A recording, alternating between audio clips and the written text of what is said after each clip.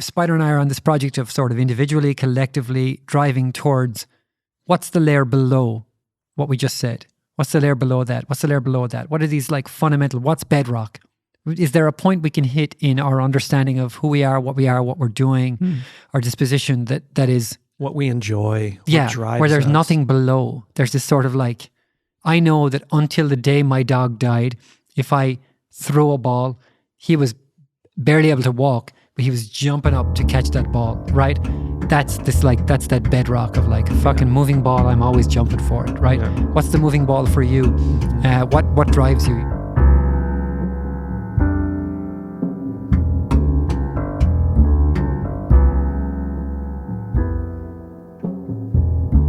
And we are live. Here we are. What up? We pulled this one off. Just barely. We're a man down tonight. It's a man down and maybe 1.5 men down. Rory slid into home. Yeah. Half of Rory arrived. Yeah. Just moments ago. How many pieces of audio did you master today? 126. That's sound effects. What? That's It was quite. a very, very complex, very long project. People master sound effects? Yeah. Actually, I have an NDA on this project. Okay. So I can't talk about it. It's kind of an informal NDA, but it is a real one. Yeah. It's not your typical project. It's something you're doing for a client, right? Yeah, It's I a don't. regular client. It's a regular client who sends me normal music work. Right. It was really, really hard. One of like the hardest things I ever. explosions and Yeah. glass breaking and this typical musical extended technique sound effects, like- the kind of stuff you see in a A-list Hollywood trailer, the sounds that aren't the music or the dialogue. Right. Yeah. It's all very, very constructed, and all the effects are stemmed out, and it's super. It's super intense. Yeah. It was super, and mostly you have to listen loud because it's played back loud, and they're very. Did you just cal the volume? Yeah, I am. Yeah, Anyway, you just- I lock the room. I have just 2 volume positions that I work at. Yeah, nice. Same. I love Same. that. Yeah. Yeah. You pretty much have to, Yeah. and then sort of the combination of which setting you're on, the VU meters, and occasionally an LUFS meter, and you know where you're at. you know where you're at in the war. Yeah. Exactly.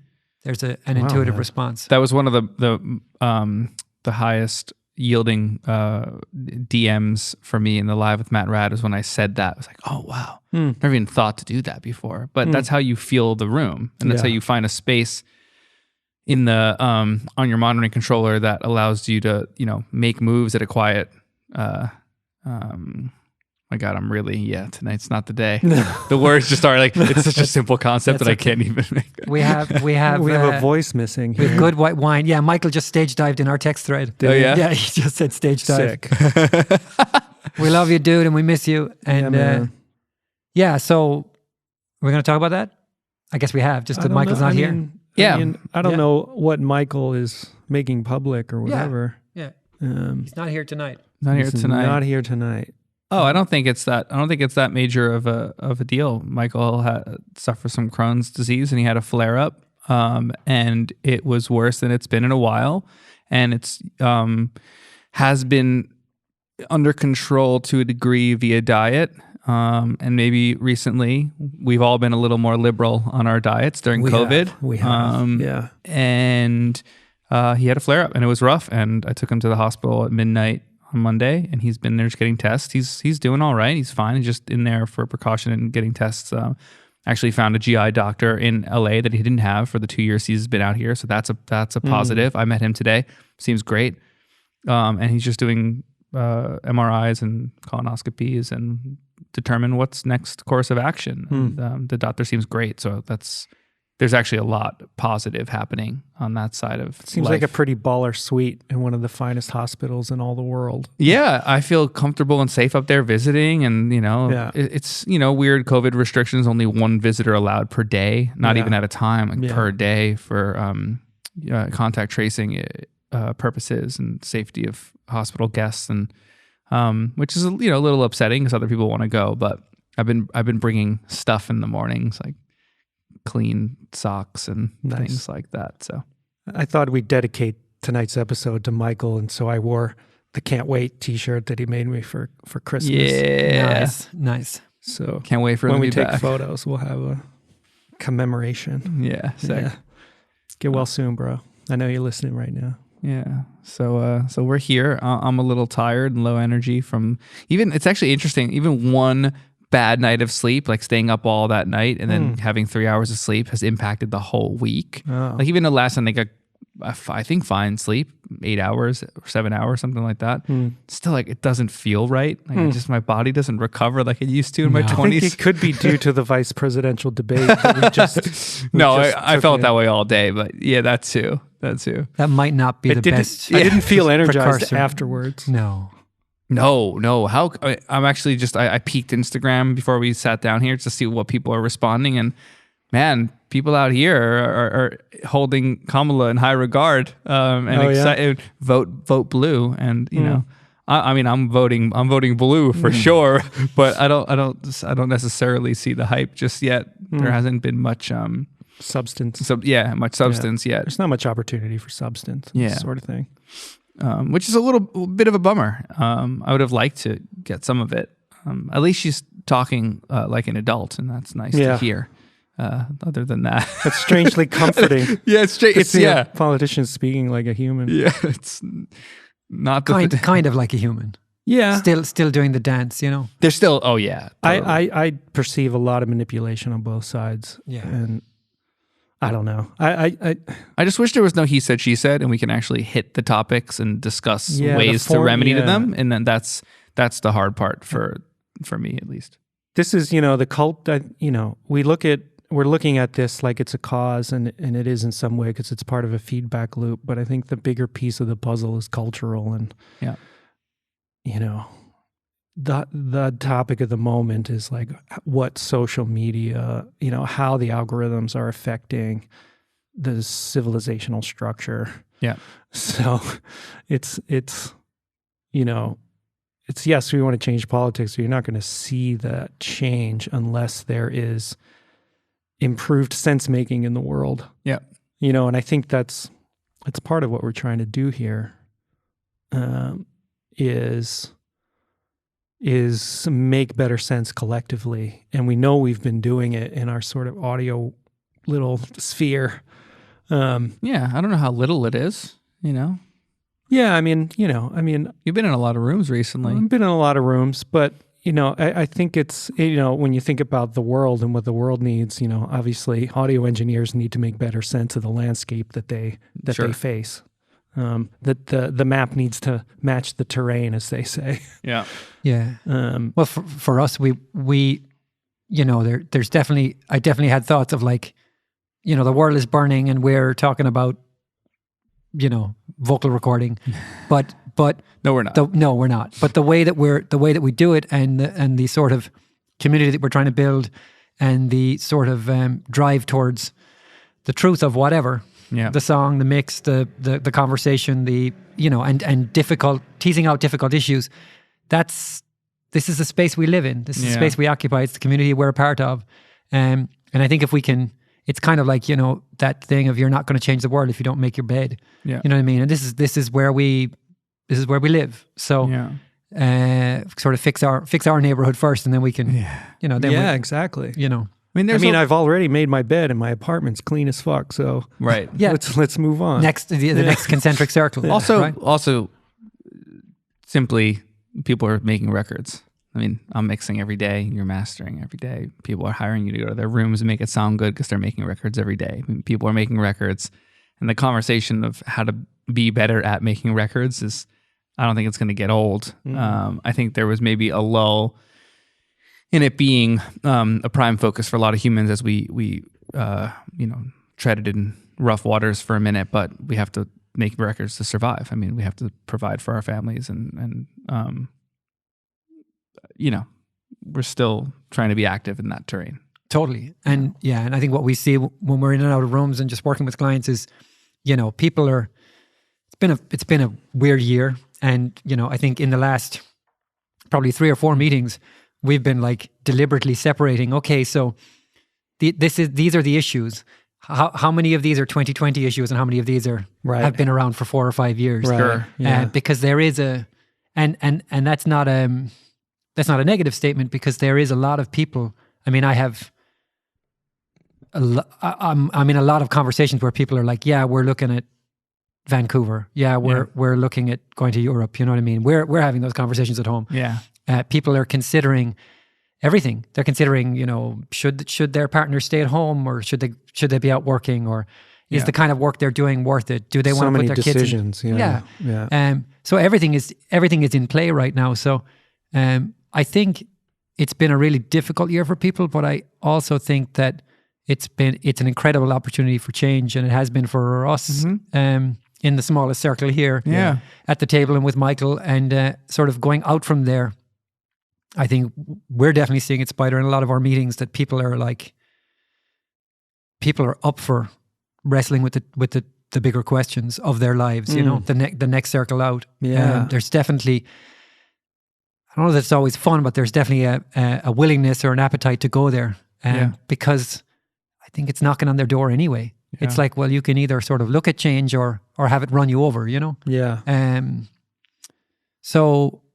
Yeah, something that came up on a call with someone, we were talking about some decision in relation to their career, and it was kind of like, there's a lot of uncertainty out there, and it's like, well, that makes it a great time to be certain. There always was. And about something. Yeah. Right. Like what kind of record you want to make, or what kind of lunch you want to have. Yeah, anchor your...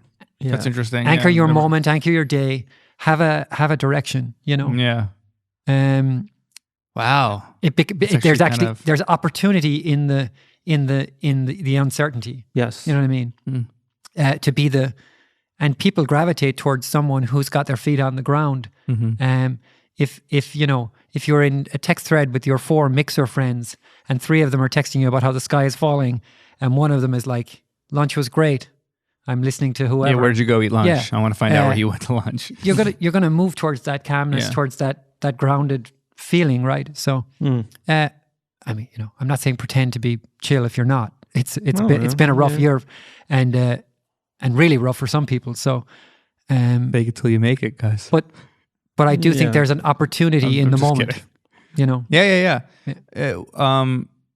Does anything come to mind with you at the moment? I mean, going on off of some things last week, like, are you? Yeah. What is this? This is a Paul Pernod Pouligny Montrachet from Burgundy, Premier Cru, Champcanet, Clos de la Jacolette. All right. It's a lot of words. Yeah. I just read it from the bottle. I did not memorize that for those people that Clos de Jacolette. 2017. It's a gift from Mike Miller and his artist Still that I just mixed a record for. Nice. I saw them on Instagram today, Michael. Oh, yeah? Yeah. Oh, they were in the studio. I saw a picture. Yeah. It was a Mike Miller. Mike Miller's writing, producing, kind of doing the whole thing and trying to mix it. And he was just like, "Yeah, I need help on this one." Yeah. I was like, "I got you." Yeah. First time, he called me in to see if we can do that. So sent me some wine. Alex Goose on the recommendation. Ooh. So a wine team Goose comes collab. through. Yeah. It's good. It's good. It's actually, like, now tasting it would be nicer with food. It's got some body to it, and I think it would have been nice with dinner if we ate dinner together tonight. But this is the first time we're doing a podcast where we didn't eat dinner together. Me once bratwurst and mustard and some mustard, pretzel. Like, it's got like I was craving baguette and like a banh mi right now. It's like, it makes you want bread. That's all I can think about right now when you say certainty. Is the only thing I know for certain is the kind of food I want to eat during this time, and whether I'm making it or going to get it or having a friend make it or something. Like, isn't that second to making your bed? I mean, I don't even honestly, like, I make my bed every morning. I haven't been making my bed, and the night Niku sleeps over, she makes it on the way out, which is a really sweet gesture.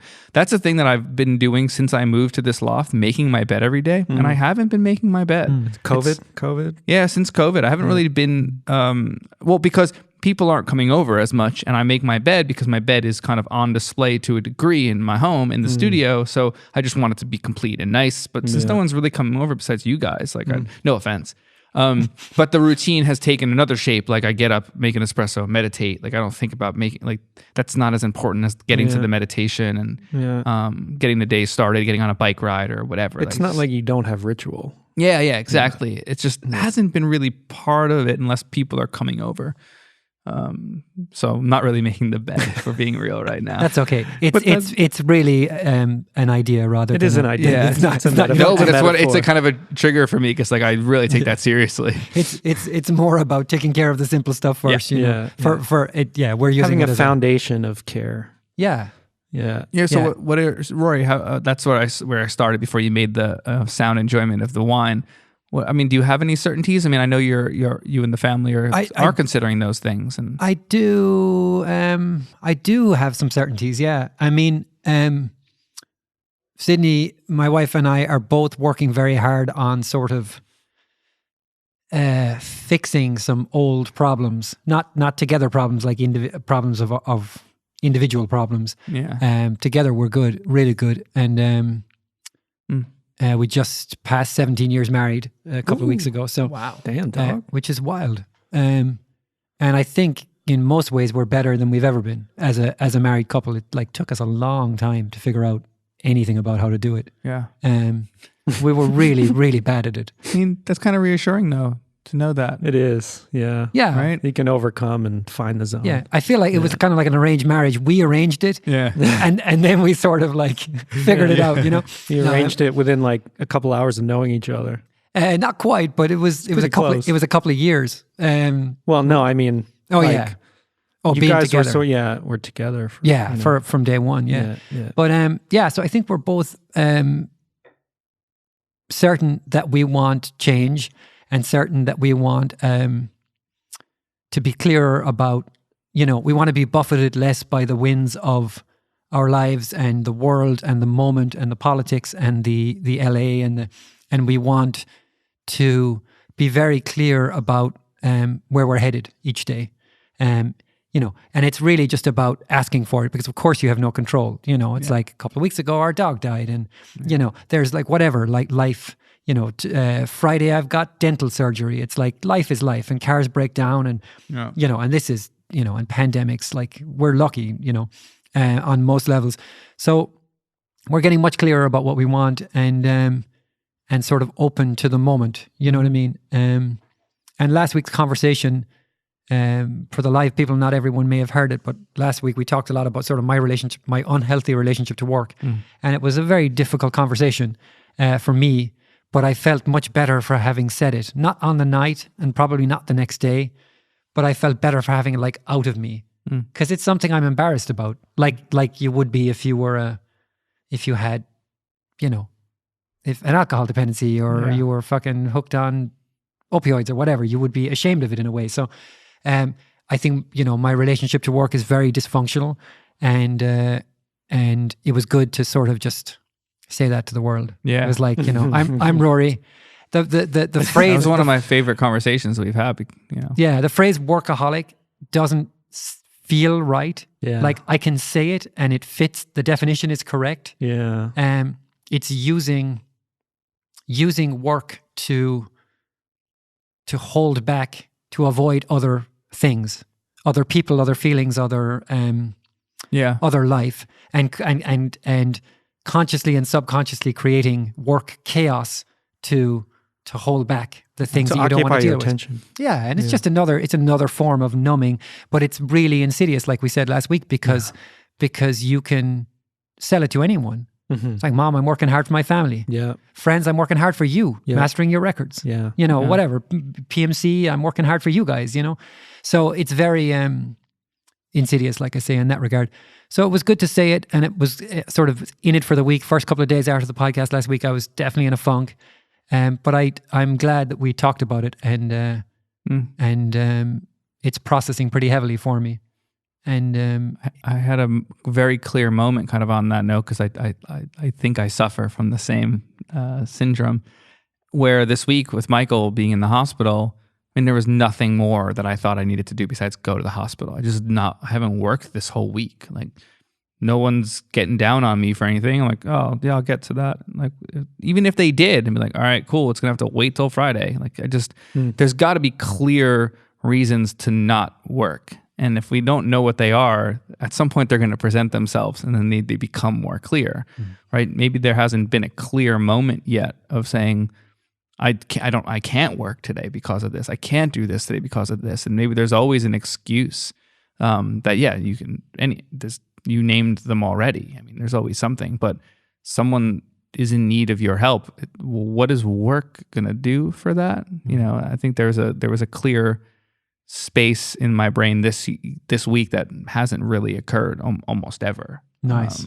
Yeah, it was. I mean, it selfishly felt good. Not that I want my best friend in the hospital, but it was a clear distinction of what is priority. What matters. Yeah. What matters. Like, I had a Grammy board committee meeting today to do some Grammy voting for engineered album, and I was just like, can't make it. No one on the committee was like, you gotta be here. They're like, cool, hope your friend's all right. You know, like, what do you mean? Like, there's very few things that will be forgivable for something like that when it comes to work. And you're sort of reaping the benefits of having a structured work life. In you know, you're not 3 weeks behind on your schedule.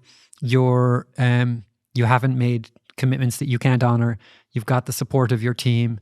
You've got Nathaniel, your manager, as a very effective, you know, front end for you. Yeah. So it's something that it's not an accident that you can press pause for a second.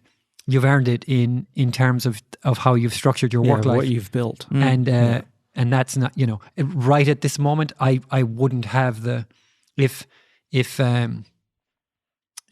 you know, one of my daughters got sick and I had to spend 2 weeks, there would be less so this week, but there would be a lot of chaos in my work life because it's not as organized as it should be. No, there wouldn't, because you would say, I can't do this. Oh, you know, of course. But that's not chaos. No, it would. It would be disruptive to the other people, but to you, you'd have a clear distinction. Everything of in the queue would get fucked up. I'm seeing the dominoes in Rory's work life. Yeah. If he doesn't get, all that shit's going to pile up, and it's... Or it goes somewhere else. It's kind of like I'm picturing... And that's okay. I'm picturing a stove where, you know, 3 pots are almost ready to boil over anyway. And, you know, I get a phone call and it's like, I step away for 10 minutes and it's like, what the fuck happened, right? Yeah. As opposed to a more orderly kitchen, right? Yeah. And that's related to the conversation last week. Yeah. I'm just saying that John's pots are on a nice simmer. A nice rolling boil. Everything is good. Not all the time, but no, of course a lot not. of the time, They're not boiling over. Yeah. But the ability to be able to stop and really help your friend is something that, you know, you need to give yourself some credit for having the space to do that. And it's not like a sudden thing. I mean, like we were saying, John built this situation over many years. So, you know, John, you provided me a moment of clarity last week when you described how you approach the calendar as scheduling your life first and then fitting the work blocks. Yeah. You know, where there's availability. And that sort of life first calendaring concept, it was just a dimension, like a dimension switch or paradigm switch in my head. Yeah. It was like, oh, so that is a sort of framework or an attitude about your own time that translates to this moment. It's like having a background of that attitude gives you the ease with which to switch these modes now, because you're like, you know, my life is, I love the idea of at the top of the year, you know, on break, before New Year, sort of looking at the year ahead, planning all the life moments. It's like, I know I want to take time in April and August and October. Yeah, I've never done that, but that's really it seems far like out. a really fun, Yeah, like totally. just generalized sort of life planning. Yeah, I'm not that advanced yet. Like, I mean, my folks, this is the way they run their life, like, because they're going to book that spot like a year in advance at the beach, and they're going to, my you know parents what I mean? too. They know and where they they're look vacationing. forward to it. And actually, I used to feel so trapped by it, and now I'm just you're like, craving I it. just love it. Yeah. But that life first scheduling thing, it was like, man, it was like a light bulb for me. So thank you for that. Yeah. It's not even just about the time, right? So the time management piece creates opportunity. The time is opportunity to do different things. What you do in that time, and this is the thing, I was on a live Q&A with Sam Harris today, right? Mm-hmm. Missed it, damn it. Me too, yeah. It was excellent as always. Yeah. And somebody asked him about time and time management, something, and he's like, all we do to manage time, I think he said something to the effect that that's not really the punchline here. It's really it's your attention that's the resource. Mm-hmm. Mm-hmm. And I love this idea. Yeah. Again, it was just this sort Talked of about it paradigm last night shift. at home. Yeah. Yeah. It's not the time. You could make time, and then what? Squander it. Yeah. Looking at your could phone. Totally squander Yeah. it, right? Yeah. Feeling worse at the end of it. Just thumbing through, whatever. And, so the combination, it's really the combination of the time management and the calendaring and the clear commitments in time, but also the training to be able to direct your attention where you want it to go. Yeah. That's the real thing. When I think about life first calendaring, if that's going to be the term, the coinage. Is that on the Supreme Court? Is that up for? It's like for vote? monitoring life, first. life first calendaring. Is that up for vote? Yeah. Political humor. It's not really my forte.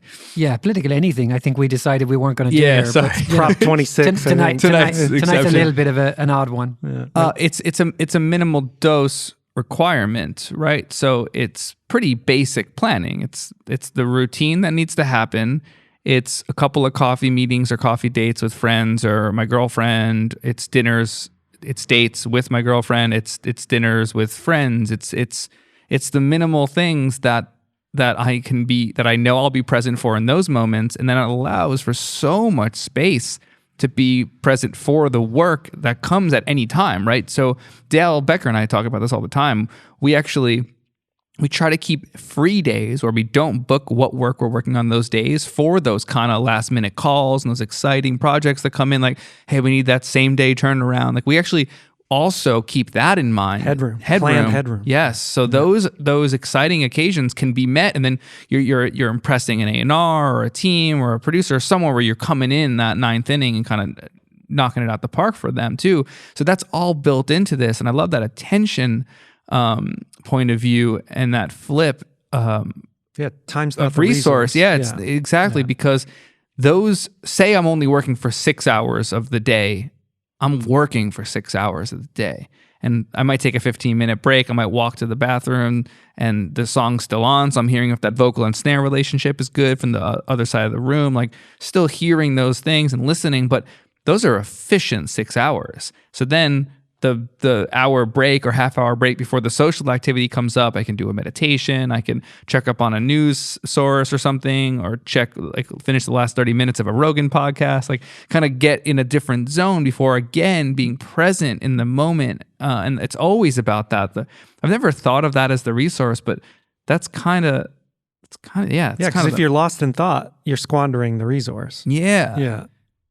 And my goal is to be as present as possible all the time. And then, even when watching Netflix, what are you watching on Netflix that you don't want to be present for? Don't watch it, then go to sleep. The interesting thing about attention is that we have a way of sort of devaluing short windows of attention. So, look at the sort of work chaos that I've created in my adult life, right?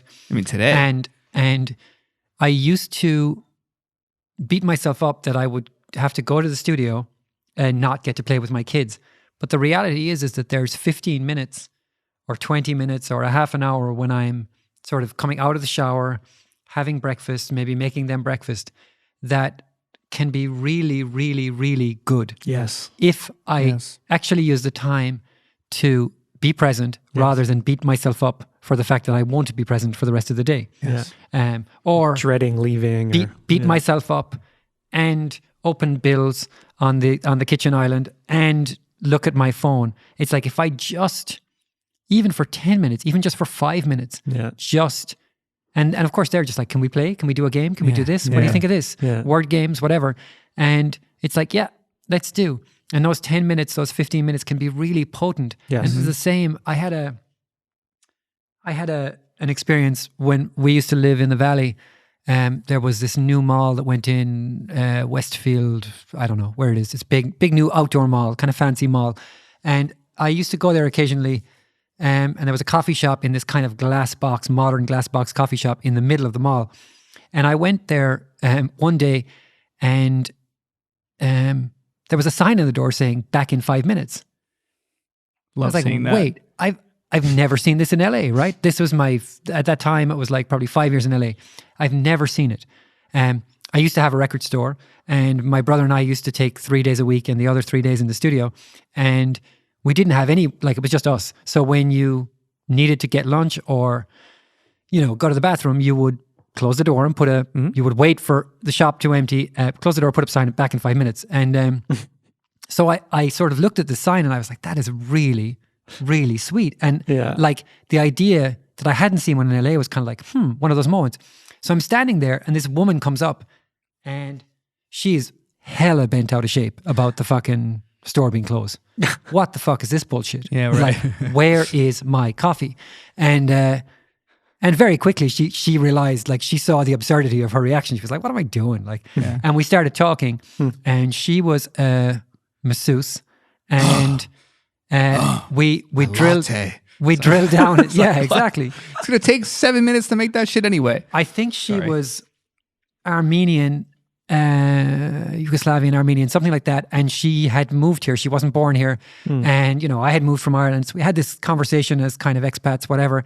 And very quickly, she's a masseuse. We're drilling down to she's a masseuse for a client that I had as a PMC client, a composer. Oh, wow. And like and we have this 5 minutes and 10 minutes outside the store. Yeah. Really nice connection, really fun, interesting. Good small talk. Woman with a similar sort of life story to me in some ways.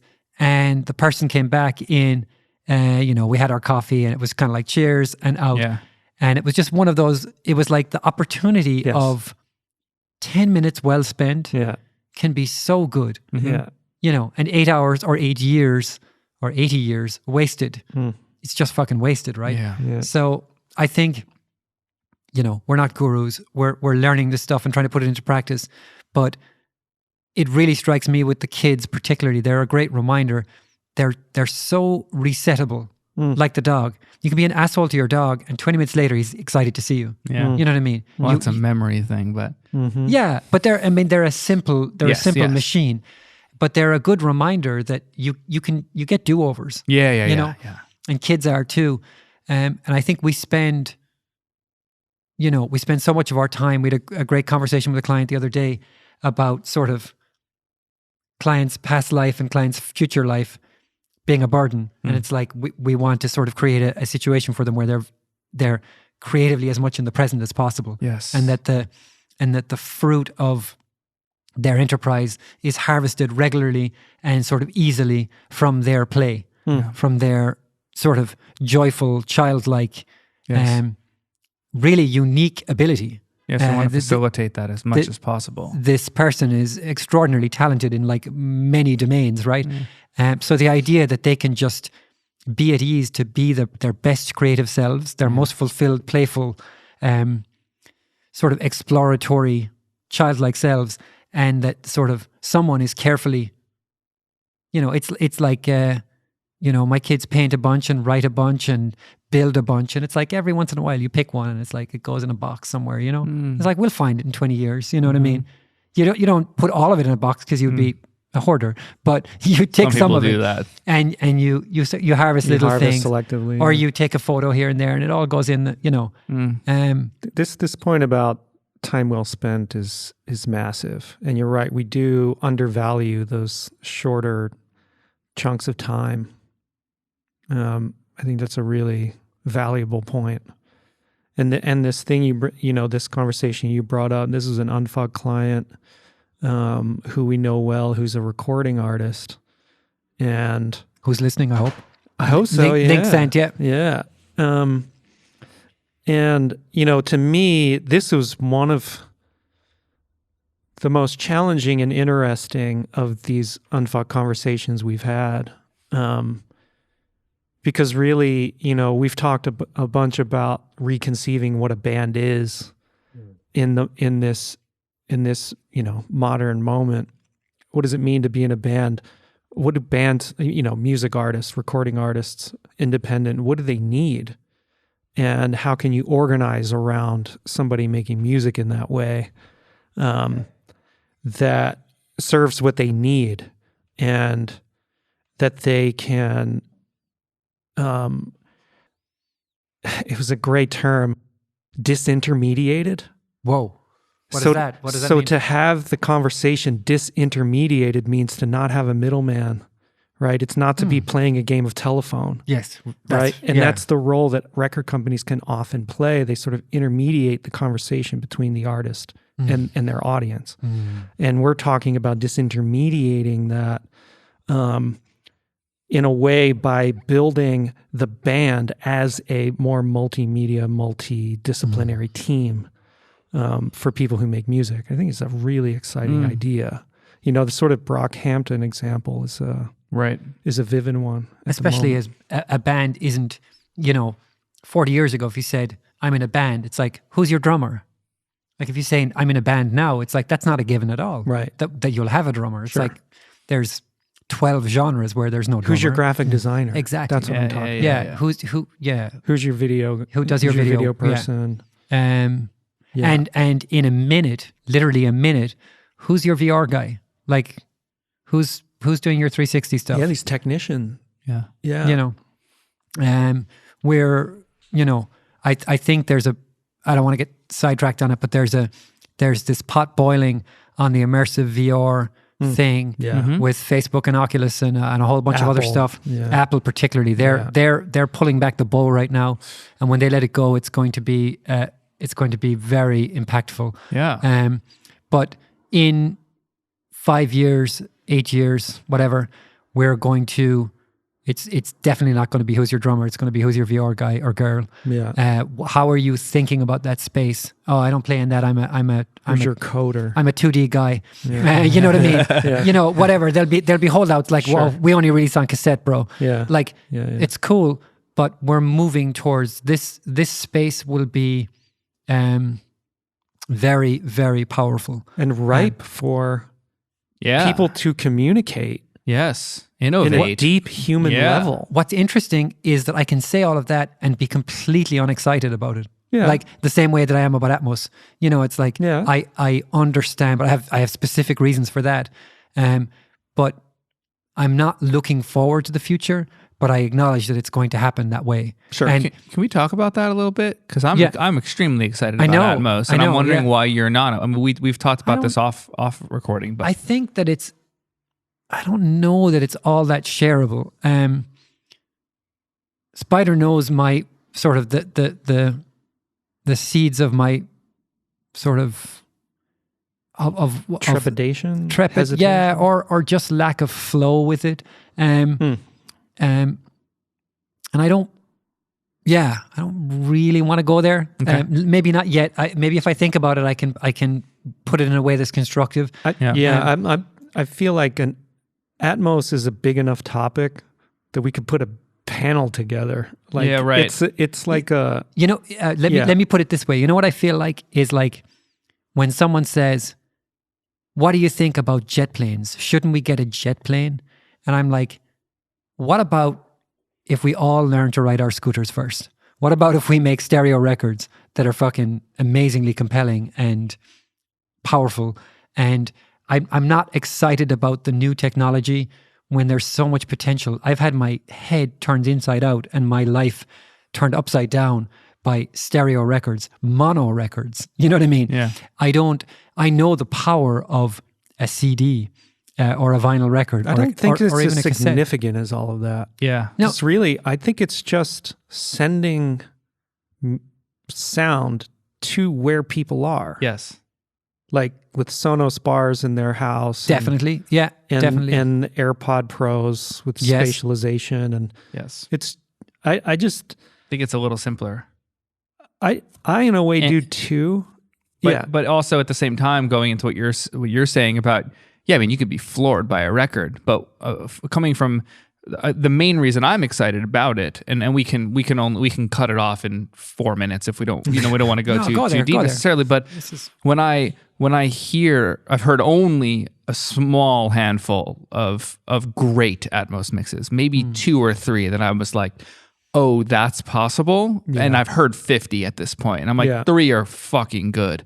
And they're better mixes than the stereo mix. And how I hear music and the things that I'm trying to achieve in a mix are easier to do in Atmos, right? Yeah. Like making you feel like you're in the space. These subtle feelings of surrounding you, and not in like a tricky way of I want the hi-hats that are doing triplets back and forth. I have no interest in doing triplets, one in each rear speaker. Like I just don't. I'll do it as a joke one day and be like, yo, Spider, check this out. Not making the cut, that's never going to happen. I got a note. But to get you visualizing that capital A room or something, for example, on like the Miles Davis records or something that we've heard, like you take those surrounding speakers and height speakers off, and you're like, ooh, that's not as good anymore. And again, in terms of human connection, yes, and the possibilities for human connection in music, I think, are deeper than those flooring moments of a mono record can be. Yes.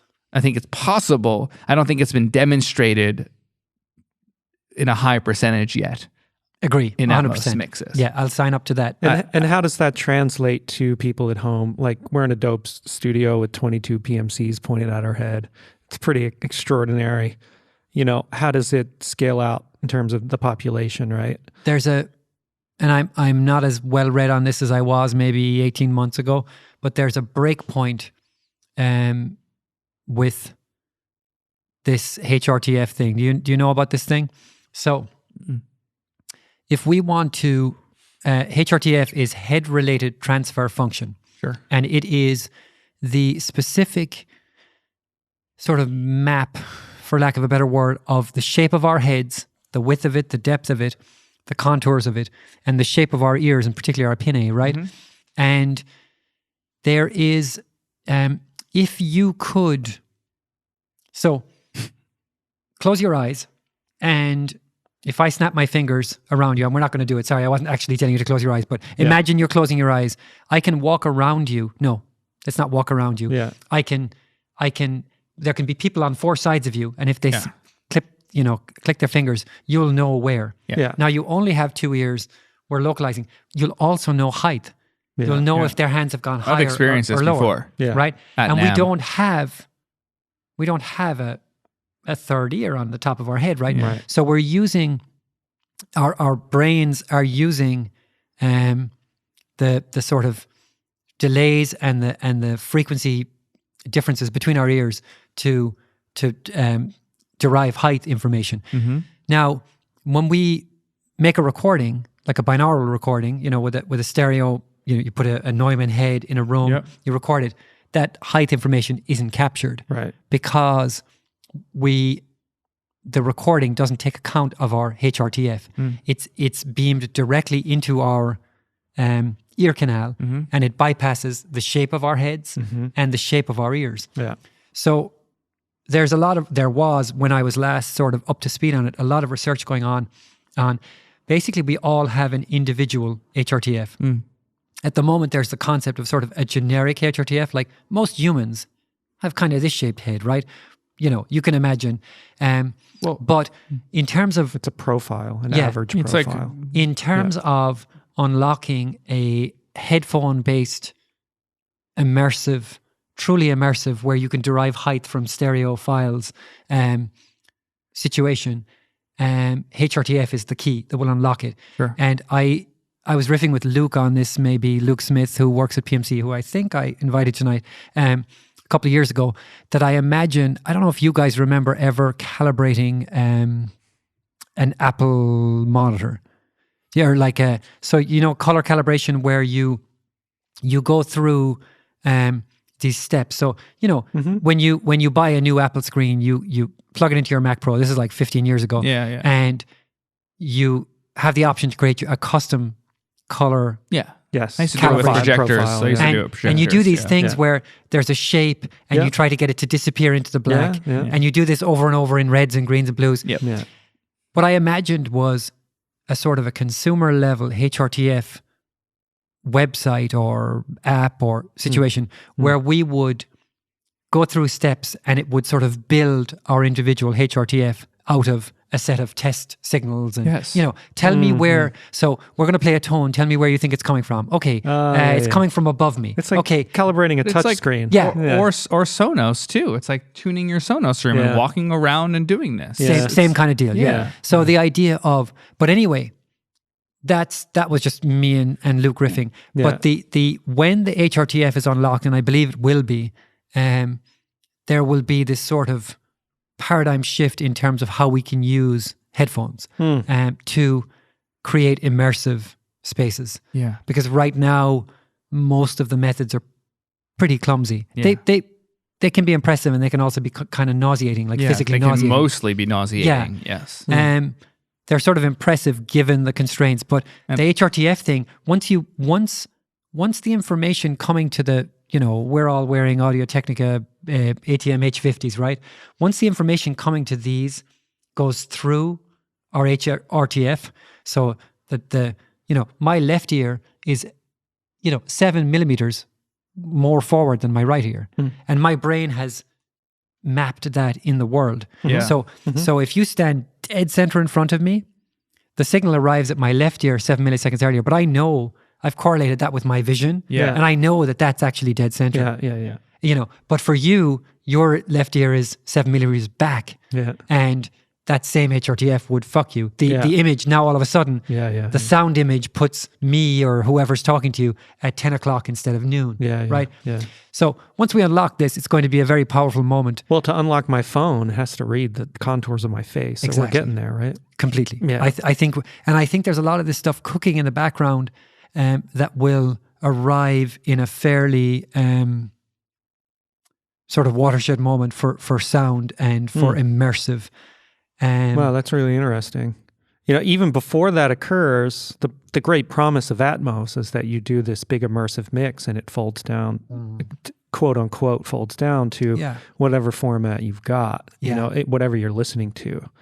So really, like on the back end as an engineer, it's your Atmos mix is the 7.1, is the 5.1, is the stereo, is the mono. And I've heard these stereo renders, Rory. Have you heard these? No.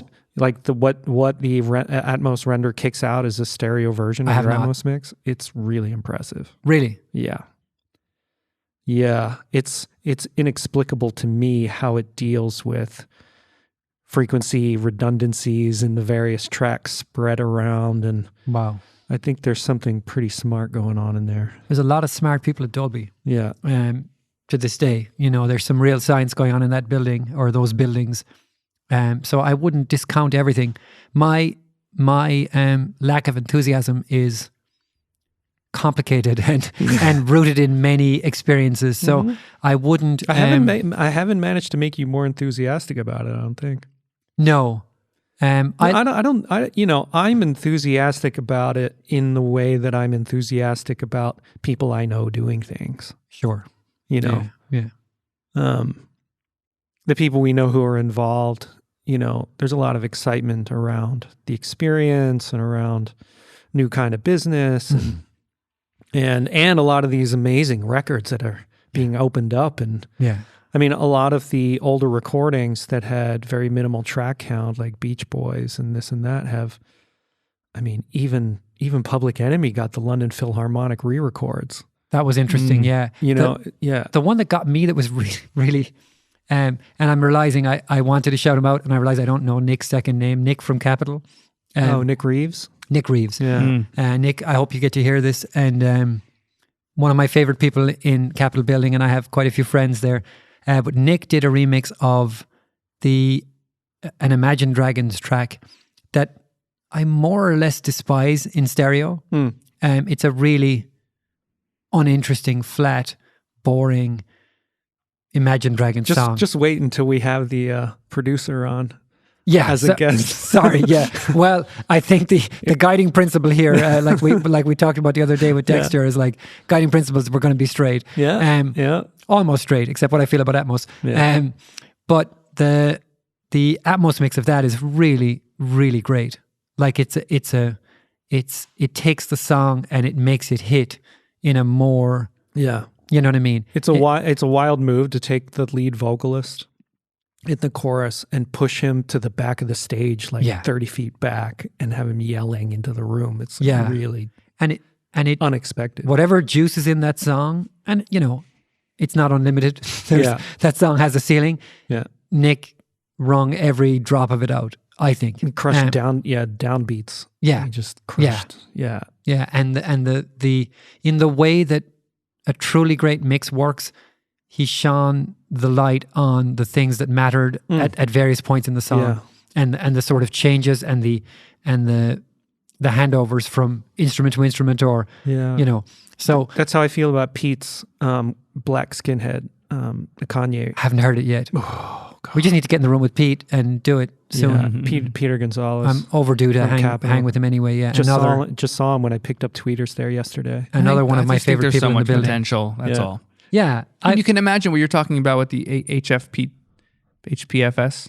HRTF. Head-related transfer function. Catchy, right? Yeah, it's another word for your it's like nose is big. You're on your iPhone and you're setting up you're setting up your Memoji, and you're putting a hat on, you're putting your glasses on, and you're assigning your head shape, and then you can decide from 6 different profiles of HRTF which you are approximately, and they'll get you an approximate sense of what it's like to enjoy surround sound in its fullest. Think about the scan you would go through to make a virtual reality avatar of yourself in 3D. And then the Memoji is automatically generated. Yes. And your HRTF is generated in that process. And here's your sort of digital profile.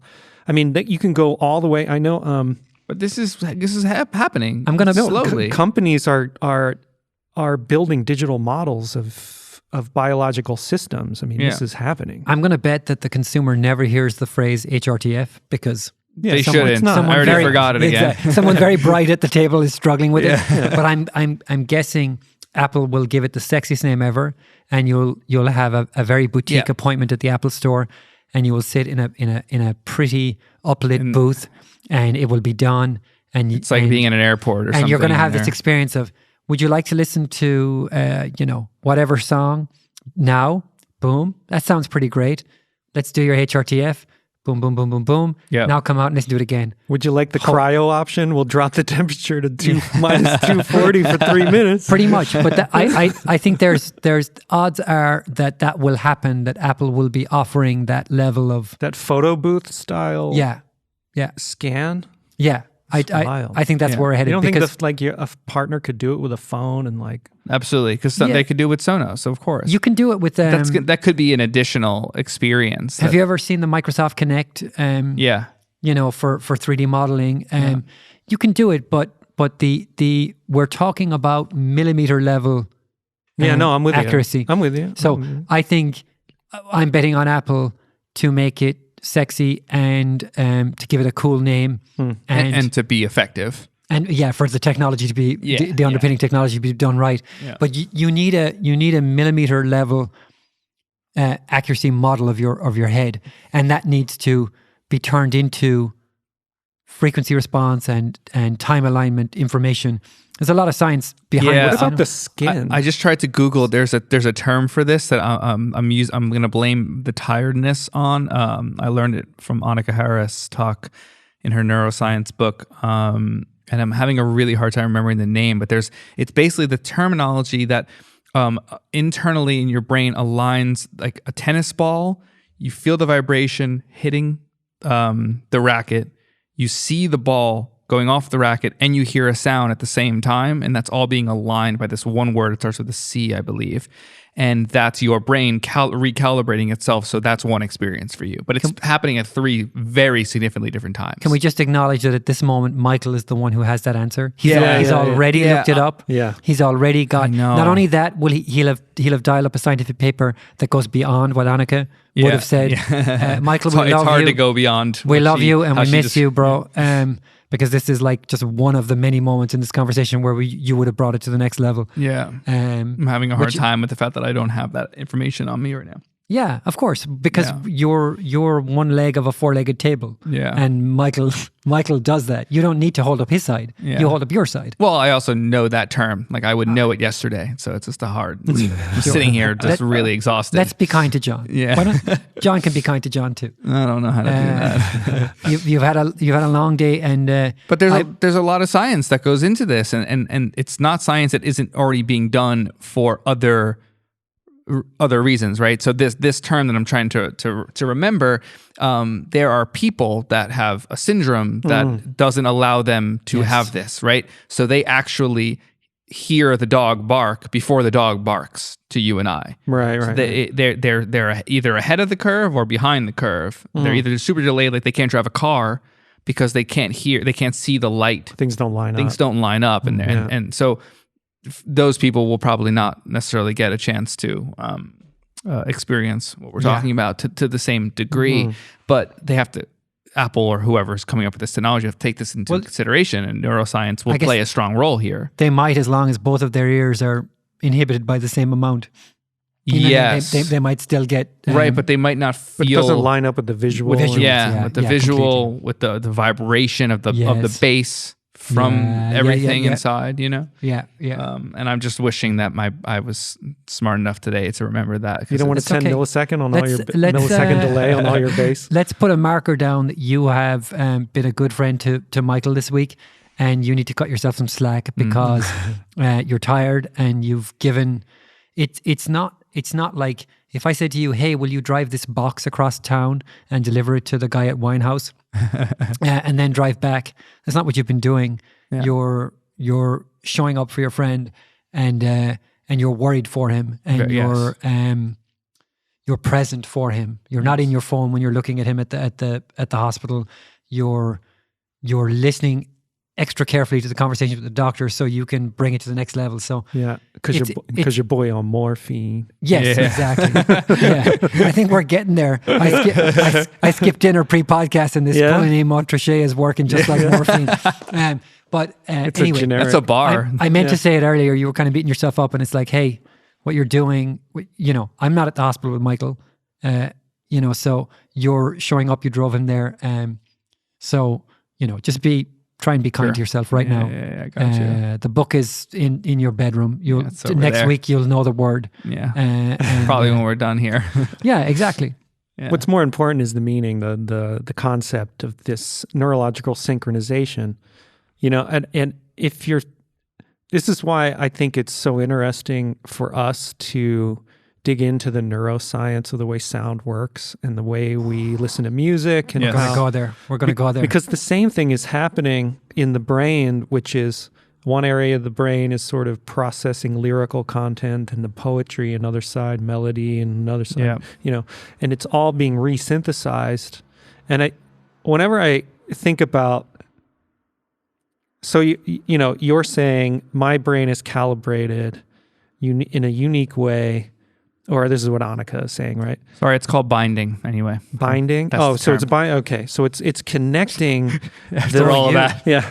Go you. It's not a C, it's a B. It's close. Combining the adjacent. Totally adjacent.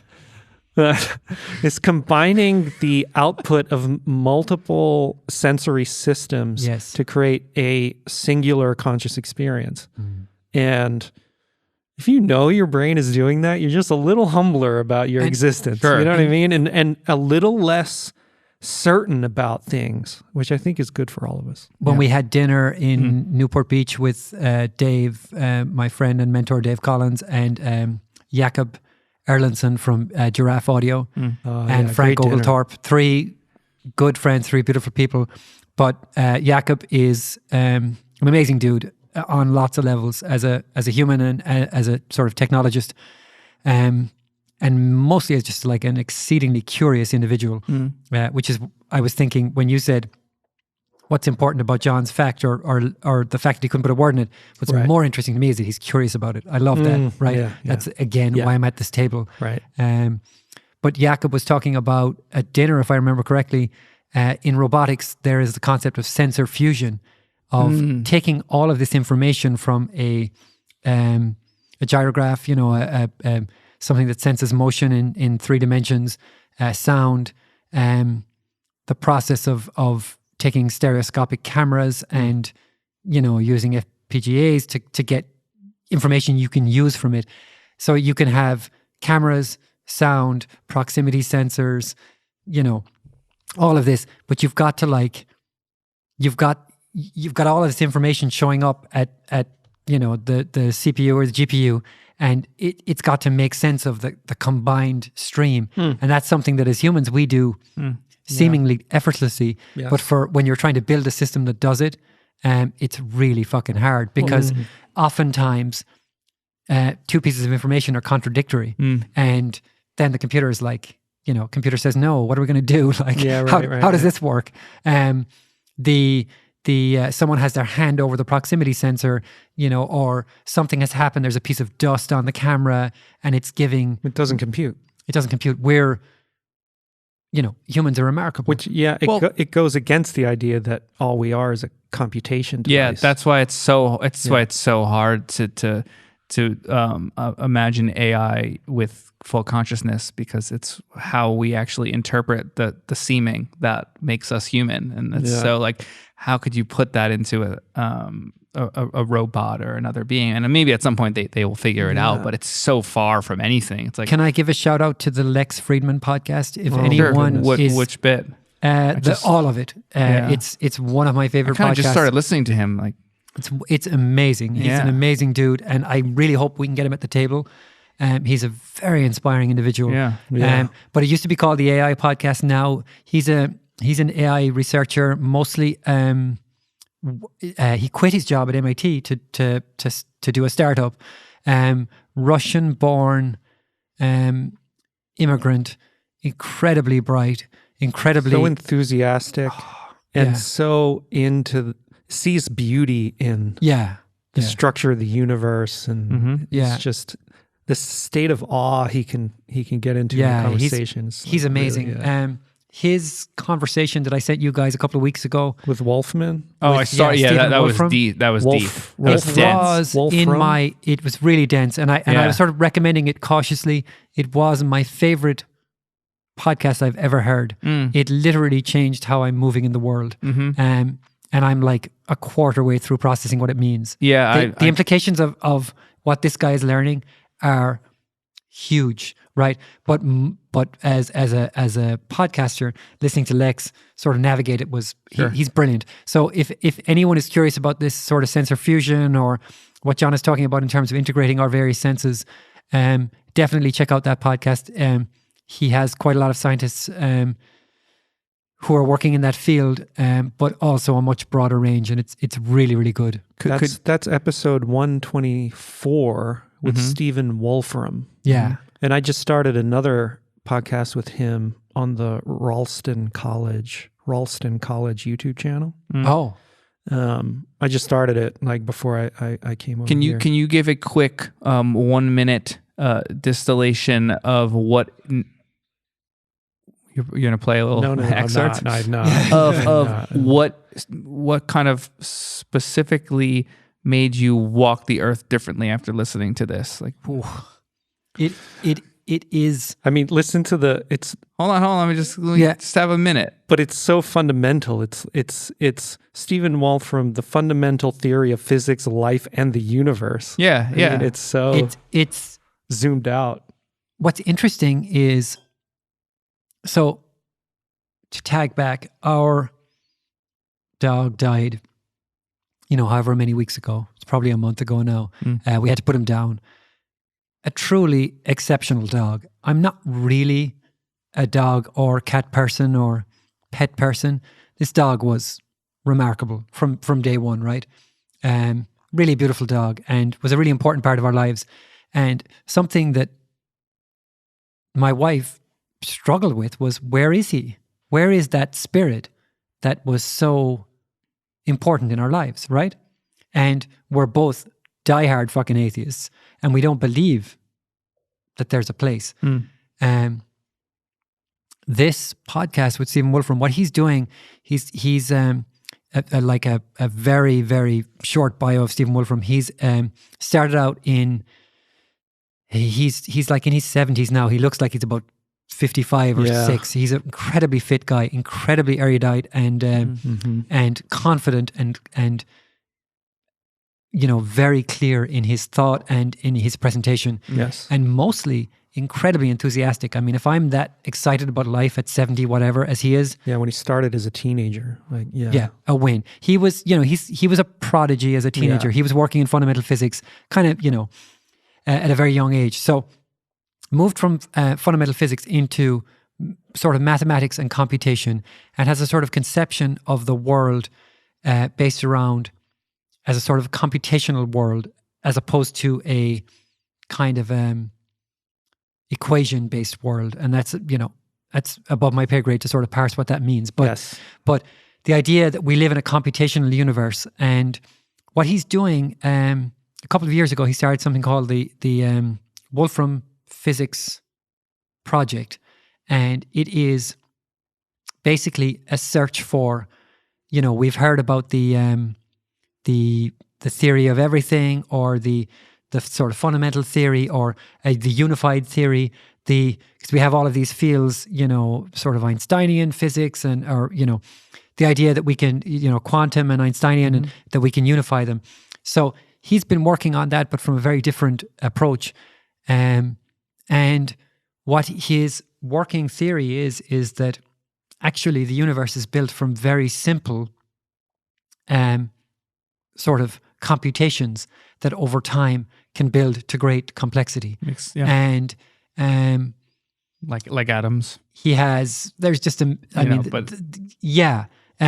but simple rules. So rule-based sort of a rule-based understanding of the world. So you take a rule, like a rule, an example of a rule might be something like, if we have a grid, let's say we have a grid with black squares and white squares. A rule that you could approach the grid with is, every time you see a black square, move one square to the right, one square down, and flip the color of the grid. That's a rule. Sure. And what happens if you take a random grid and you apply that rule, over time, order emerges, the opposite of entropy, right? Sure. Patterns emerge and complexity emerges. And what he's finding is that incredible complexity can emerge. So anyway, the point is that, going back to our dog who died, where's our dog? After listening to this podcast, it was like, I don't know where our dog is. And I was way less dogmatic. Sorry, that was not pre-planned. So good. That was not a pun that I put together in advance. What a setup! I was way less sure about anything. Than I was before, and that's really my favorite place to be. Yeah, it's really my favorite place to be. Yeah. It's very exciting. I think that it's incredibly dense. He is struggling to explain the stuff that he's understanding. And he is one of the brightest people I've ever heard speak. But that's truly how complex it all is. If you have a science bent, or if you're curious, for me, it's incredibly exciting. And he is making progress at an extraordinary rate. So it,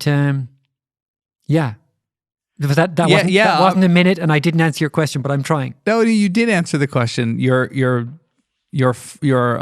embracing the uncertainty. Oh yeah, but I didn't think that's what you were going to say, in a sense, because I was this thing, this hypergraph thing. Yeah, what is this on his website? Michael bought me a. We don't have any video here to show what we're looking at. The pull name entrechet is kicking in, but I love Michael so much. We had an argument maybe 8 months ago about the idea of having a notepad in the shower. Oh, yeah. Michael, was that here? Yeah. Michael has a notepad stuck against the wall and a pen for capturing ideas in the shower. And I was like, no. Because Christopher Nolan does it, or didn't do it. The shower. He didn't have it next to his bed, The shower is the last unmolested space in our lives. Yeah. It's the space where ideas can come and get lost, and it's just But why would they get lost, Why would you... Michael's that's point, his exactly. point. Yeah. So as a fuck you, he bought me a shower notepad, and You squirrel. and Sydney installed it. Sydney installed it with a note along the lines of "Give me something fucking good" or something. And the only thing I've written is the word hypergraph, Yeah. Oh, wow. which is this image that Spider just handed me on his phone, which is this beautiful. Random. It looks like It's a network. neurons. It looks like a Yeah. brain. Like it looks like the interconnection between brain cells. Yeah. Google Wolfram and hypergraph, hyper, HYPER graph, not hypo. Yeah. And you'll see an image, and it's a really kind of... It's a complex network. It reminds me of what will happen when the aliens come and CNN show us this stuff, and we'll be like, oh shit, it's happening. Like, this is what we'll see, is something like this, right? It's kind of like exciting and scary and beautiful all at once. Yeah. Yeah, I think you actually answered the question. I'm now more curious how you walked the earth before that, because I see you as someone that has that belief, knowing you, not knowing that you were excited about that, right? Yeah. Like I thought you were already there, I guess. I don't know where we are. I mean, you're constantly sort of renegotiating with your with where you put your attention, right? Yeah. Again, to tag back to what we were doing earlier, it's like I find, and we did actually make an official agreement that we would never talk about politics here, but say you look at the moment, let's be as general as we can in this to make it useful. Yeah. You look at the moment and you see stuff that makes you angry. And actually I see stuff on both sides of the current divide that makes me angry, right? Yes. And the move, the intuition, the sort of inclination, the sort of animalistic response is towards certainty. He's wrong, I'm right. They're dumb, I'm not. Whatever that is. And but there's always a level below. There's always a question someone can ask. And someone that we all follow in at various points is Glenn Lowry. Mm-hmm. And I think maybe a month ago we were talking about a podcast, and I talked about Glenn lobbing these incendiary questions into the conversation. Yeah. There was 6 or 8 people in the chat. He could light up a room. And he would just light this fucking Molotov question and fuck it into the room. And it was just like, holy shit, this is going to go off. And a good question can sort of unravel you in a really useful way. Yeah. The thing is that holding on to the ideas we have takes a lot of energy. Mm-hmm. And the happiest people you meet, I didn't say the most productive. I said the happiest people you meet often are quite unattached to ideas. Mm-hmm. They're very cork on the ocean, bobbing along. Where are we going now? I don't know. Yeah. They're sort of, It's been my favorite phrase. It's like, oh, I don't know. Oh, interesting. I didn't know. Yeah. Cool. So this is the upside of uncertainty then. which I'm conscious that I'm talking a lot, but one last point. No. Please a couple of weeks continue. ago, I'm loving it. I have something to follow with. No, at some point. today I listened to half an hour of episode 1, and it was really uncomfortable for me to hear. I listened to the whole thing. Podcast? It was so. Yeah. Oh, I love it. I'm so excited for it to come out. Yeah. I'm proud of it, and sort of I was at once uncomfortable with my Crack sort of, me up, bro. Yeah, I have but like Rory he refused to give notes on the way it sounded because he couldn't listen to his own voice. Yeah, it sounds. First of all, it sounds great. I find it does sound hilarious. great. Yeah, Dylan, great work. It's more. I used to when I would play in bands, I didn't want to record the band because it changes how I think about the song. Yeah, I want to be the player, not the recorder. Yeah. I always want and to be I the feel like that recorder, about the podcast. This is a kind of a thought space. This is a free space. Yeah. I don't want to think about 4K. I think about 4K all day. Why? Right? We shouldn't be thinking about 4K when we're listening. I'm listening to what's being said and the cadence, and that's what happened. Which shout out to Dylan. Yeah, I put on the podcast and immediately was like, "Pooh," because this was 15 weeks ago, 16 weeks ago. Yeah. It also came on right after I was listening to a new Andrew Yang podcast, and it just sounded so much better. Ooh. And I don't mind the way Andrew sounds. It's pretty good. It's like on the top of the list of Sonics for me on podcasts, and it just blew it away. And I was like, all right, cool. Sounds pretty good. Yeah. But yeah, I was sort of uncomfortable with, like, something I do is talk a lot when I'm nervous, and I was nervous, so I talked a lot in a kind of an interruptive way, you know. Wow, I didn't feel that at all, because we were talking a couple weeks ago about how I think we're developing finally by episode 8, 9, and 10, kind of like passing the torch a bit better. And Michael brought that up, and I told him today when I was listening back, I thought we were actually pretty damn good at it at episode 1, because we all talk anyway together. We've been having conversations for years, so I'm actually not. I think we are good at it in real life. I was aware of my nerves sort of representing as kind of this kind of like, I got to say something. Something I heard Rogan talk about today on his new podcast with this psychologist. I forgot his name, but one of the things he mentioned in the intro about the new studio, because they're talking about how they don't really like it. A lot, it's polarizing. Some people like it, some people don't. He's admitting it. He's like, it's probably temporary. Sounds like shit. Yeah, it does. By the way, but sorry. he was talking about he was talking about his decision to use headphones, and the main decision of why he uses headphones, besides the fact that you're kind of in this world, is that everybody hears each other's voice at the same volume, and some people talk louder than others naturally, that you can't talk over people. You won't allow yourself, because you're at the same volume, and there's really no like emotion that can really come into it that'll make you continue dominant more and be dominant. I was like, blown away by that. I was blown away by the fact that I have, I had to ask Google today how old I was based on my date of birth under duress, right? Because I didn't remember that I was 44. I thought I might be 45. I'm serious.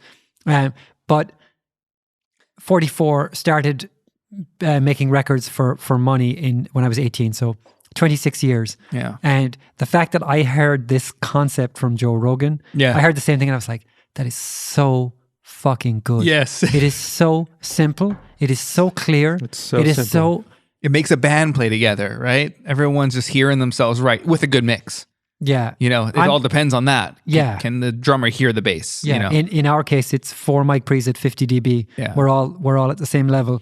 That's the mix. Can I jump to something that kind of walk back to kind of the political argument of being kind of angry or triggered or have emotional response and want to place blame on both sides, and kind of just this attitude in general. Makes me think of my new obsession starting last week of Formula One. Ooh. And I'm not a car guy. I'm super stoked about my Tesla. I love it so much. But like other than that, I don't think about cars. I don't think about engines. I think about battery and range on my car, and I think about that stuff. But Formula One is so much about the car and so not about the car. And the lesson I'm learning from kind of studying it and watching these documentaries is that even the driver and the principal, the team leader is known as the principal, is that there is no ever one blame, right? It just goes so deep into this team. The smallest team is the newest. It's an American team, even though on the documentary I'm watching, like I don't think one American is on the team. It's like this Dutch guy is the principal and the driver is Swedish. It's like this whole thing. There's no one American on it, but it's the Haas team, and they have 220 members on their team, and that's the smallest team. Like Mercedes has like plus 400, and they're like the 6-time world champions. They win all the time and whatever. But they talk about in their dialogue is there's nowhere to place blame. Even if the driver messes up, it's never the driver's fault, because something that the car did probably influenced the way that they messed. There's always somewhere else interaction, and no one ever wants to place blame. And we're watching this debate today, and it's just this constant he said she said battle. And it's like, wait, but what?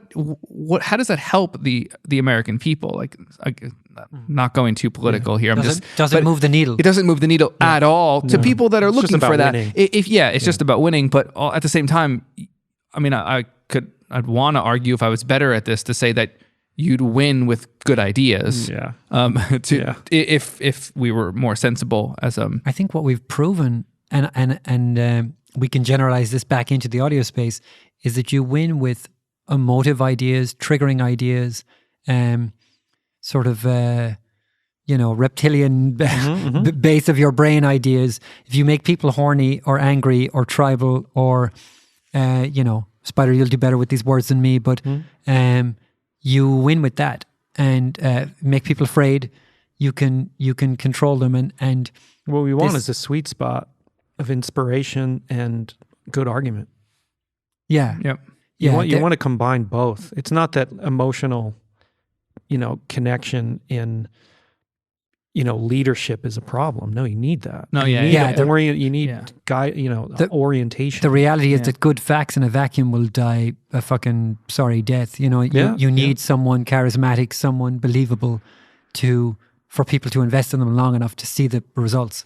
Yeah. They'll spend the time because someone they care about or believe in or inspired by said, please do this with me. Yeah. And they'll do it just long enough for the feedback loop to kick in for the results. It's like, wait a second, I was kind to my neighbor and they were kind back and whatever. We're riffing obviously. But, just placing blame has never moved any needles. It pushes things back and causes more friction. So I don't understand. I mean, actually, maybe not, because friction can cause positive outcomes sometimes. So that's actually not necessarily an accurate word choice. But if you're, I'm imagining the engineer. I'm imagining of the A&R or the executive coming being like, "Yo, that bass don't sound clean." She's like, "Well." You don't even know record. You don't know what I had. You don't know what was given to me by the producer. And the CEO's like, all right, cool. So the bass is not clean. Like, what are we gonna do? But I gotta do this. I gotta. And it's just the phone goes blank. Yeah. It's like we're gonna get someone else to do it that's not gonna complain about it. It's just that never inspires the creative process. Not saying to be a yes person, be like, yeah, I'll get it done. I know exactly what to do. It's like, well, let's have a conversation, but let's not put blame. Let's say, okay, well, this is what it is, and like, how do we get it here? What was Michael's term 2 weeks ago? Aligning on outcome. Like, if the first thing is blame versus, well, what are we trying to achieve? And that's what I was getting from this Formula One analogy, is like, they're not even necessarily, so the story I'm watching now is an underdog story, right? It's the cars that tend to place between 5th and 8th place, right? The top 4 kind of are top 4 all the time, and 5th and 6th get points, and 7 and 8 I don't think get points, right? So if out of those 4 cars, they're looking for 5 and 6. They're looking to compete. And that's important because when you get points as a team or driver, you get a share in the TV revenue. Yes. Yes. So it's existential for smaller teams, right, to support to get 6th on the grid 3 times in a season. It's very meaningful. They'll have a better car next season. Yeah, they'll be around next season. Right. Formula One teams come and go all the time. Yes, they change ownership all the time. Yeah. Like it's very. Are the sponsorship deals? They change every year. Annual terms. It's a very challenging space. You'll get $200 million from Saudi Arabia's sort of sovereign wealth fund. Yep. 1 year, and if they don't feel it the next year, it's done. That's why I was shocked to learn that McLaren had pulled out. Yeah, they're having a really hard time the last 4 years selling the headquarters. I have a real. Yeah, that just happened this year. Yeah. It's a $200 million building. Yeah. It's a beautiful building too. Oh my God, it's gorgeous. Yeah. My God, it's gorgeous. Crazy I was a diehard Formula One fan. It was one of the things that long before we could have any kind of real conversation that my dad and I would bond over. He loved Formula One, and I sort of came to love. I grew up in a house with no sports. We never watched football. I never played football. We never did any kind of team activity. No one just drinking. No, just my dad is a fisherman, and he would disappear and go. I mean, but isn't sports for kids in a lot of sort of cultures? Interestingly, I've been sort of examining my a little bit my relationship with that stuff and some of my ideas around that. But anyway, in Ireland, it would be very common for fathers and sons to go to a football match. I mean, adult fathers and adult sons. Sure. The 50-year-old dad and the 20-year-old son. Sure. They go and they root for their local team, and then they go and drink, and it's this Fight the sort hooligans of, or something. The ice melts briefly between the two stoic Irish males, right? Yeah. And we didn't have any of that. So Formula One was something that we kind of would engage in together, and I really grew to love it. And like what you're discovering, the sort of the overlay of technical, team, individual. There's no time for blame. No, I mean the mechanics are equally the driver can tell from the jump if the car can win or not. So the dialogue on camera is the car's not fast today, and they're not trying to put blame on. They're just saying like it's not right. It is what it is. It is what it is. We might get P13 in this race. Like I'm gonna fall back, and they know it right away, and they normally come out where they think they're going to come out because they feel the car. Do you feel that when you start a mix? Like, yo, I'm gonna fucking crush this. And sometimes it's the opposite. That's really funny. Yeah, the times where I know I'm not gonna crush it are the times that it's questionable if I'm gonna get the release or not. It's kind of binary at this point though. It's like I either know it's gonna go well or I know it's gonna suck, and like. When it sucks at this point because it's just something I'm like, it's not my job. I was thinking I'm going to chart like right at 120. I was thinking about that earlier in the week about how there are certain situations that I get records out of that when the mix comes in, I sort of know what it's going to be. I know that it's going to be challenging in some dimension. Yeah. And I approach the process with that baggage. And I often wonder if you change the name of the file and change the name of the email, would I do a better job if I didn't approach it with that kind of heavy heart of here we go with the fucking murky low mids again. So here we go with the with the over distorted. You got to think these Formula One guys are beyond that.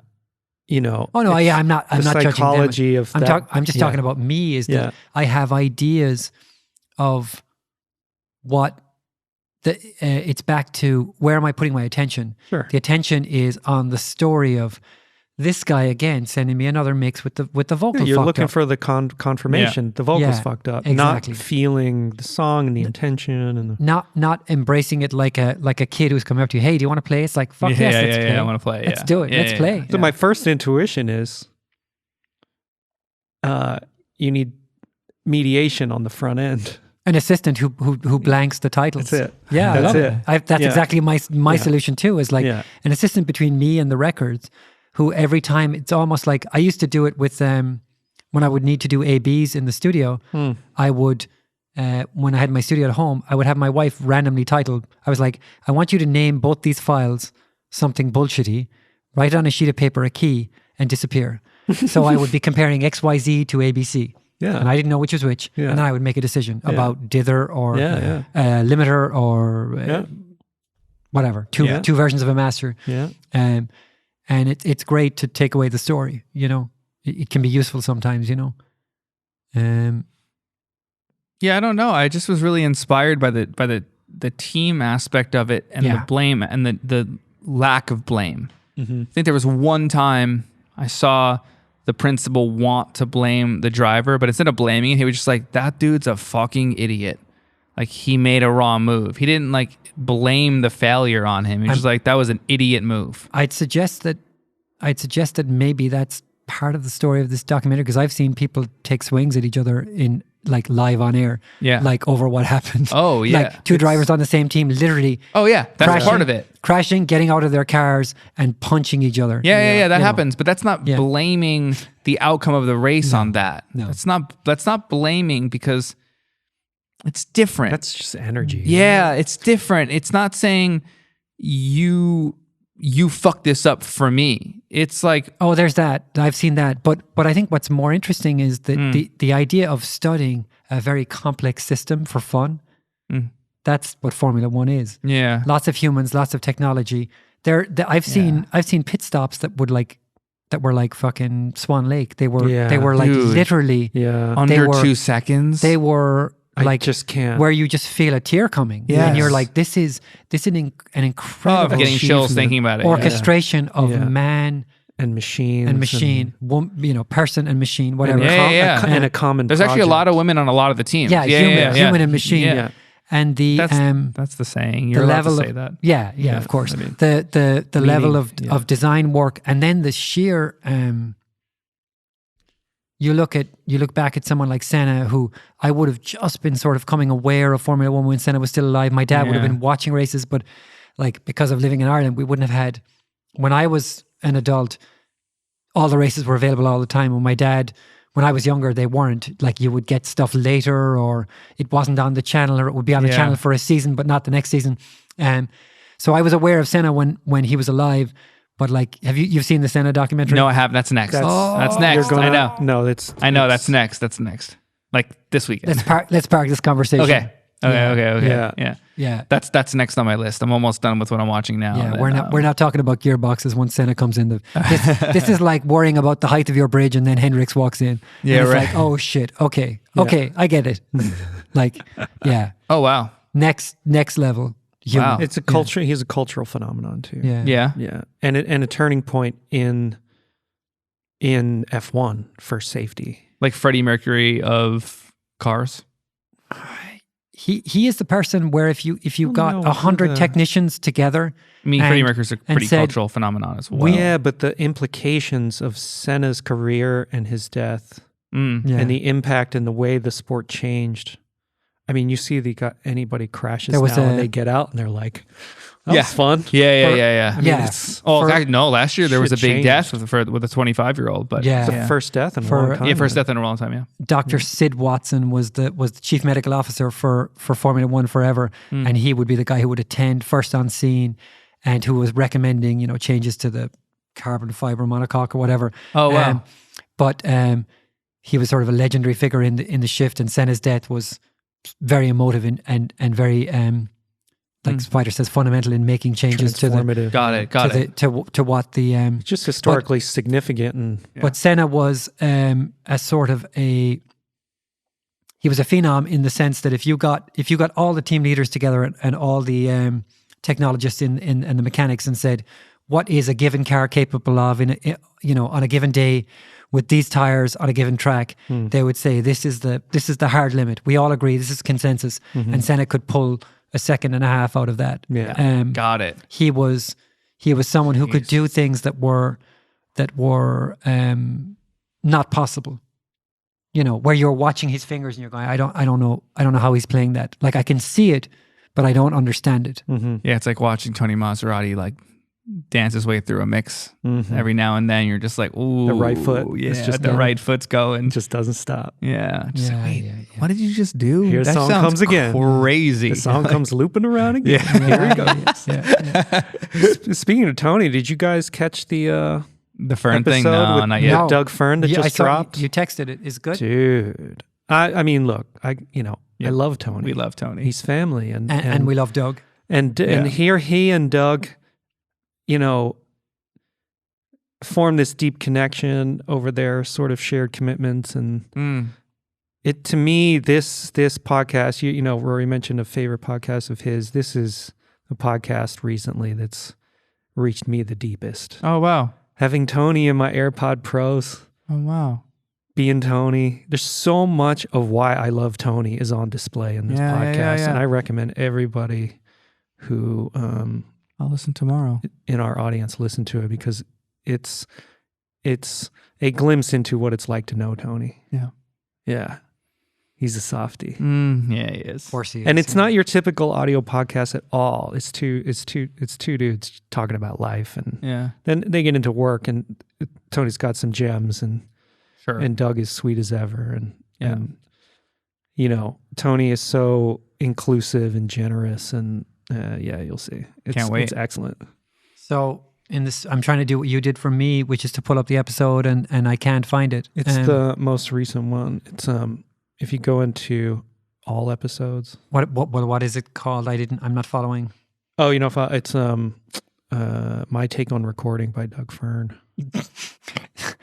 Is what it's called. Client and friend Joey Giannetti says, next podcast, how to teach other musicians to afford a Tesla. I love you, Joey, man. That's exactly what we're doing, motherfucker. Yeah, it's Dan Marcellus is up in here, man. So psyched about our conversation, Dan. That was I know I said it in the text the other day, but that was pivotal for us. So yeah. Dan's so excited about having the community, like, just chiming in while we're here. I You know. it's like it's really. Yeah. We need to get like a chat thing going. Well, yeah, we'll do I think there's going to be some kind of live chat Yeah. response scenario. Yeah. Um, And we need to get into questions I from know. people and stuff. we're getting, I got to engage. That would help on a day like today. I got an email from someone today, from Joey actually, saying, suggesting a topic that he'd like us to talk about. Oh, And it's cool. like clearly serious care given to the episodes we've already done, to the way we're thinking, to the kind of the rhythm of the conversation, and like, hey, I'm struggling with this. Do you think you guys could touch on it? And it's like, yeah, we could. You know what I mean? Is it time, or are we waiting on it? No, we'll wait, I think. Cool. Yeah, Sure? We'll wait. Yeah, a little bit. You want Yeah. to jump in? No, it's kind of a technical one. I'm not feeling it tonight. No. Yeah. Yeah. Yeah. Nice. It's something that would be simple on another night in Complex tonight. Yeah. Yeah. Let's Mostly make it. because I'm Yeah. full of name Montrachet and no Mon- dinner. Yeah, Yeah. I know. Montrachet. Honestly, I'm pretty exhausted. So Yeah, you're doing great, man. Yeah. This is, but you know Thanks what? for reminding me. No. I mean, I think this is important because we've talked about this is the first time going live with only three of us. Right. And we've made a serious commitment to the fact that we're four. We're a band. And when Bonham is sick, we're canceling the show, right? And we decided at some point, 4 or 5 episodes in, that actually this conversation, this flywheel has different energy inputs, and it has good experiences and bad experiences during a week for any one of us. Yeah. Can provide energy and impetus to the wheel. Yes. Yeah. Guests, we're super excited. I mean, the short list is. the person that we were hanging around with yesterday. Yes. I mean, I added to the guest list. I was like, Yeah. so I almost like hit him up today. I was like, dude, we got to do this. Yeah. Like, we got to do this. Yeah. So excited to Yeah. talk to him here, right? Yeah. Guests, and then live audiences and public events and these texts and emails that are coming through, these encouragements and these questions. I mean, people and are telling me they're looking forward to Wednesday.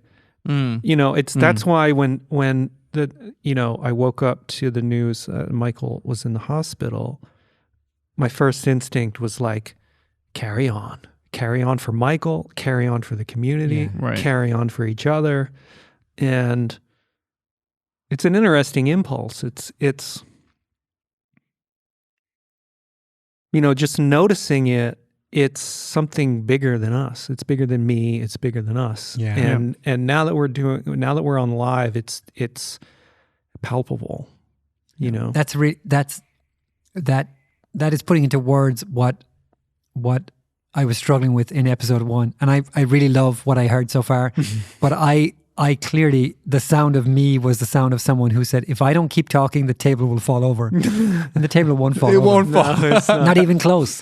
This is a magical table that can work Actually, a pretty heavy table. with 2 legs. Literally, yeah. It defies physics, right?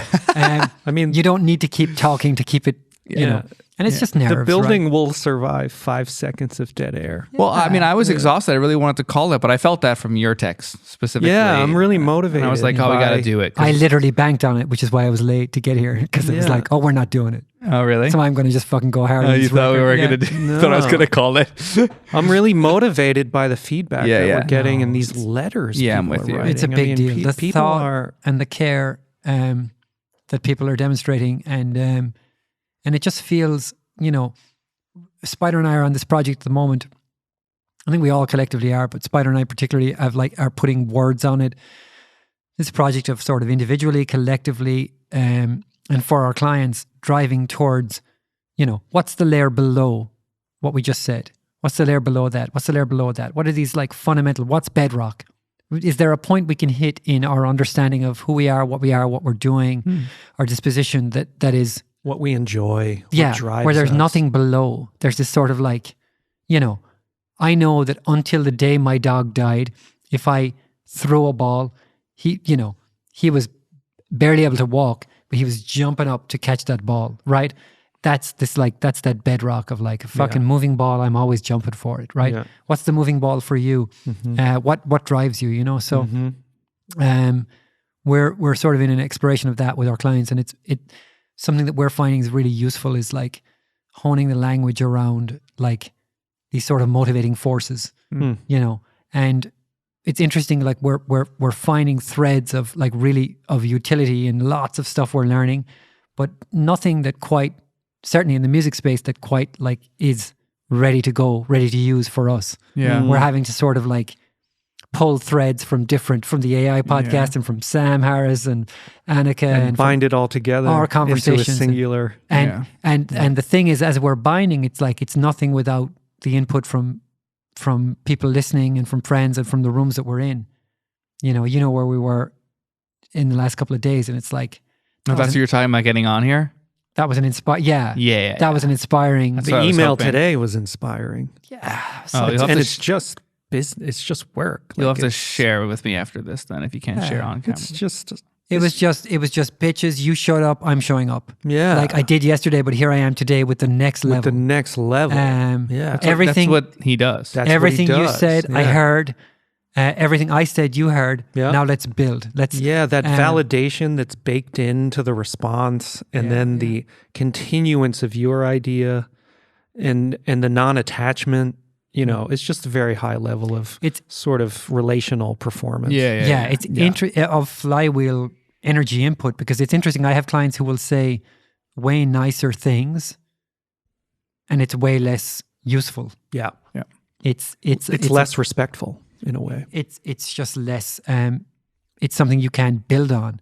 It's sort of empty. Mm-hmm. Also, that's always not going to be the case. Not everybody's willing to build. In their relationships. A lot of people are willing. Yeah, you not think so? able. Not able. Yeah, okay. this is a real skill. I mean, this is someone. It is skill. I hate that we're being cryptic, but we don't want to. We try to be as open as we can and honest. But this is someone that we'll talking about our project with them. Discretion is a piece of the puzzle. A little bit, yeah. But it's someone that you've worked with a bunch, John, and inspiring in terms of the focus and the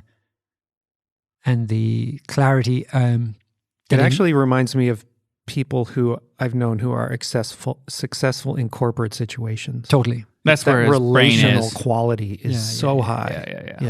Yeah. And disagreeable in just the right ways. Great. Yeah. Like enough of what you're saying. This is what we're doing. Yeah. Boom, boom, boom. That clarity is so helpful. Yeah, it was great. It was. I was elevated. He's a super inspiring figure in a lot of ways. Yeah. It's influence I want in my life. Yeah. Completely. Yeah. Yeah, completely. Cool. Let's get him on. Let's do it. It'll maybe one of the weeks that Michael's when he's on his trip. Killer first guest. I'm feeling. I mean, that's easy for me. It's close to home. Yeah. Yeah. Cool. I guess enough about that for now. I wouldn't mind having an earlier evening tonight, but how do you guys feel? You want to touch on anything else? I mean, we got a little technical tonight. Atmos was fun, and we know a couple people wrote in like definitely Atmos panel. Yeah, I mean that would like be a round table. I think is the kind of. We wanted to do that at Capitol with the conversations night. We already had that idea. Steve and Nick and Pete and Maurice. And Maurice, it could be fun. Yeah. Only if we can have someone who throws Molotov cocktails into the. I mean, I'd like to be that. I'd like to be that role. I'd like to like practice it and I'm take on Maurice like that. I want a Glenn Lowry in the conversation. Yeah, I'd like to take that role. I mean, that was my plan anyway. No, that's what we do, man. Yeah. Yeah. Kind of like see your point of view a little bit as well. Yeah, I'll make a better job of my point of view is complex right now. I'll work on it and make something useful. One of the things that makes this conversation so useful and productive for us is that we all give each other permission to go out on a ledge with an idea and to sort of improvise, like the sort of solo let in me the craziest sketch. ways. That's the one I always say in studios. Let me sketch for a second. Just give me 5. Yeah. It could be bad. Yeah. Just give me that. Let me go.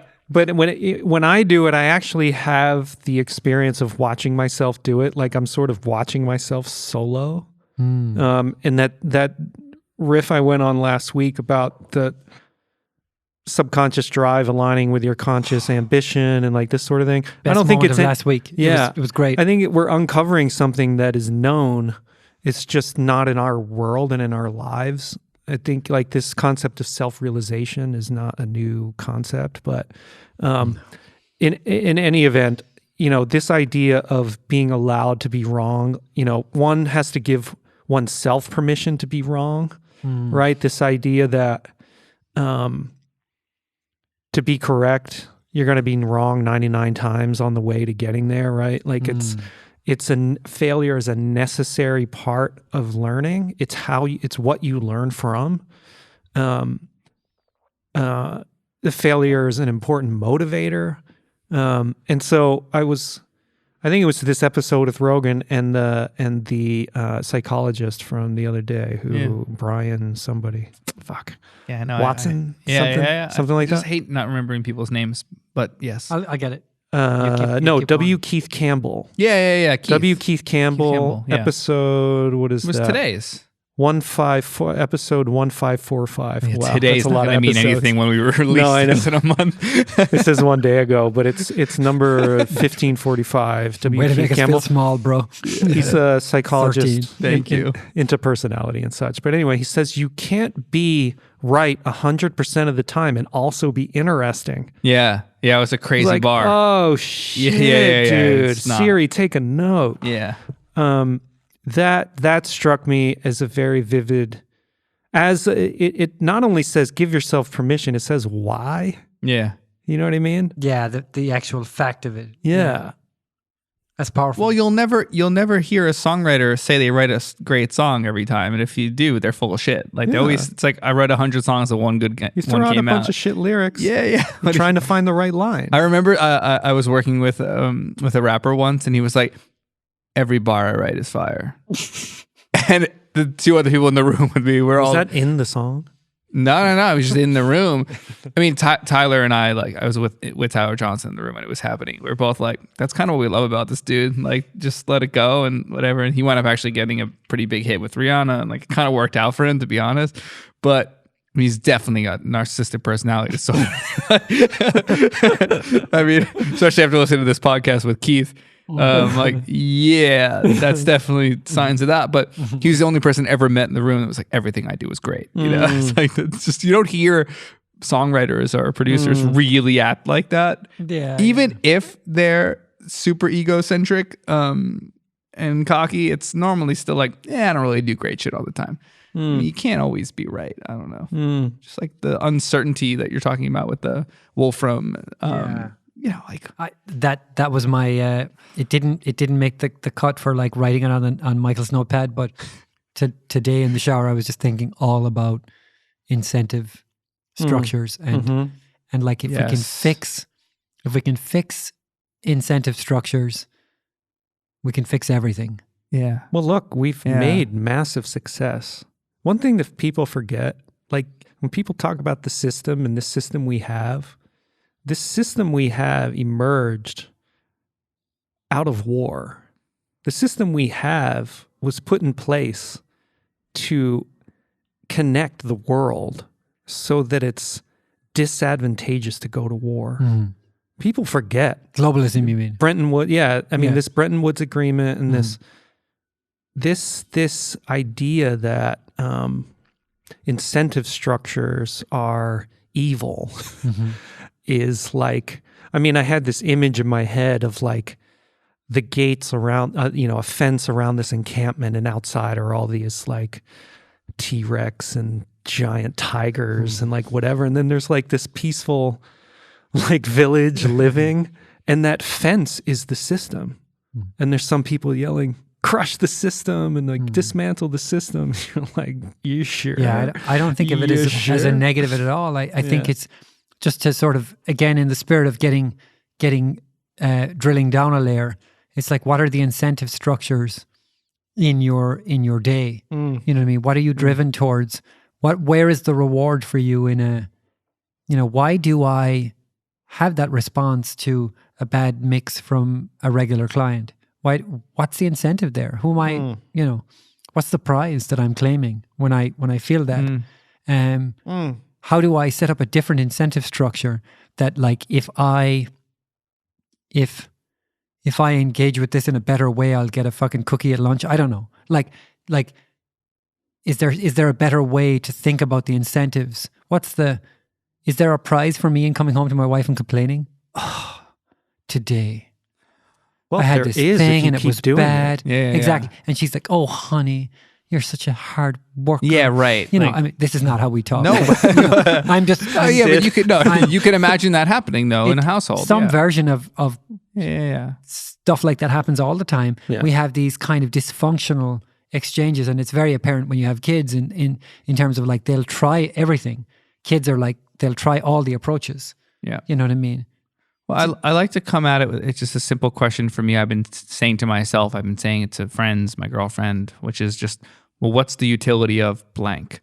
Like, what is the utility of that reaction, of doing that? Like, what's it really doing for us, for you, for humanity? Like, mostly when there's a negative reaction to something. Well, how is that helpful? Is there because there could be. I mean, that's not a like a rhetorical question at all. Like there could be a utility for the negative feeling or the negative reaction by all means. But I'd like to know what it is. Yeah, so then we can discuss what there's a utility when you get pain and you put your finger in a candle. The utility is don't do that again. It's damaging your body. Exactly. But if you don't acknowledge that it's a negative feeling, emotion, thing, whatever it is, then you can't not repeat it. The interesting... It's negative that, touching the flame is negative and that it causes pain, but it's positive in that you learn to not do it again. Yes, exactly. There is like utility. But it can get pathological.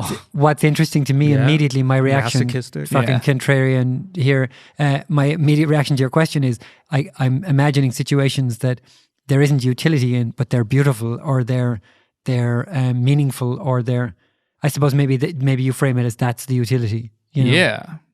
Inspiration or elation or awe. Yeah, I think I'm being more specific without having a specific example to say. I don't really have a specific example coming to mind right now. Yeah. But it's what you said sparked it, which today. Yeah. The incentive structure. Instead of that, we could share a glass of wine. And I had exactly this sorry to interrupt, a couple of nights ago. My wife and kids have been away for 2 weeks staying with family. And my wife was struggling with something and she was like, oh, I didn't even tell you what happened with this. And it was like, but we're here with our nice wine from Steve Golden and that we nice order and we're here on the couch and it's like we could not go there. Yeah. Like maybe you don't tell me what happened with that. Yeah. Maybe right now we pivot to like and it was like, of course you want to let someone be themselves, but it's like it was the same question you were asking. It's like, is this useful right now? Yeah. That's kind of what I'm It's a getting negotiation. at. Yeah. And if you ask that question in the moment and genuinely, because it's not like you don't want to hear it or work out or workshop whatever needs to be workshopped, but that's a moment of pause in the other person to determine if they would like to go down that path or not as well, versus feeling like they have to. It's like, well, do you want to? Or habitually. Yeah. I think we're circling back to, we're saying, is this how we want to spend our time? We're asking, is this how we want to spend our time? But really, we should be saying, is this how we want to spend our attention? Where do we want to spend focus the flashlight? That's the analogy that we're using at home with my daughter. Yeah. Where do you remember you point said the light? that. Yeah. I love that there's one. in this room, there's ugly shit and pretty shit. Yeah. Where do you want to point the light? Right. The room is dark. Yeah. Where do you want to, Yeah. we can point it at the mess in the corner. Remember mom asked you to tidy up the mess? Yeah. You should tidy up the mess. You're not a good daughter. You made a mess. Or the painting your sister did of you yesterday when she was feeling you. You know what I mean? Like when you're working on that terrible record, but that really cool keyboard sound comes in the chorus. I'm gonna mix the shit out of that keyboard sound. Yeah. I'm gonna be like, damn, I'm gonna make that sound good. Yeah. Oh, that snare, that's terrible. What am I gonna do with that? Let's mute it for a second. Dude, this is such a core attribute of our crew. Tony gets into this exact thing. Oh, really? In the podcast with Doug Fearn, yeah, that exact thing. It's such a constituent of our way of thinking. Yeah. Nice. You're finding beauty Always, just finding it somewhere. Yeah, I mean, look, it's something that needs to be practiced too. I mean, that's right. It's a skill. It could Finding be beauty is a inherent in skill. some people's personalities, but like I was not finding much beauty in today on most of the day. I was waiting for you guys. I sat over there on the couch, like pressed play on the debate. And I was like, fuck, there's no beauty in here. Like craving for it. Rory shows up. I'm going to try to find it in this conversation, still trying to find it. It's not always there, but, it's something that you can creatively, you can practice, I think what I love about what we've done here is that something you mentioned in episode 1, that in the first half that I listened to today when I was on my walk this morning before I went in the studio. You Spider or you John? You Spider, sorry. Set the conditions. And what we've done here is set the conditions for the sort of understood implied ground rules are honesty wherever it's appropriate. We're not naming the client. I'm not saying exactly what I think of Atmos, but most of the time we're as honest as we can be. Last week I was very honest, right? And you have been, and Spider too, about stuff we're struggling with or worried about or whatever. But we set the conditions for this kind of contagious curiosity and openness, and it like almost never fails to ignite. It's like there's lots of sparks and there's lots of gasoline, and every fucking time it goes off, you know what I mean? Yeah. And like, I worked 12 hours today in a row on a brutal project. I mean, it was the last day of something that I've really regretted saying yes to. And I was late getting here and I felt bad. Like, I've committed to the guys. This is the fucking most important thing I do in the week work-wise. And it was just like, eyes on the prize. What we need to do is get live. I'm texting while you're talking in the first couple of minutes, the link to people. I'm getting the Pro Tools set up. It's like, eyes on the prize. I know that once I get to the pond and put my feet in it, that shit's going to be okay. Right? So I think if there's something to close on, it's like, what have you got in your day, in your life, in your community, in your cohort, in your family? Where can you go for that? This thing that is constructed from the outset, that always leads you back to a place of kind of connectedness or openness or vulnerability or sharing or joy, like something that sort of never fails you. And I mean, people have a lot of struggles, but there's something in everyone's life. There's a place where you can go, even if it's just for a minute, and put your feet in the river, or look at something, or feel something, or listen to something that will reconnect you. And for me, this conversation is very much that. It's like we can't help but do what we do, and we're like talking about fundamental physics and that's what we were listening to. Our clients, but it's contagious, right? The records that I listen to now are like sort of documents of conversations. It's weird. It's like I grew up.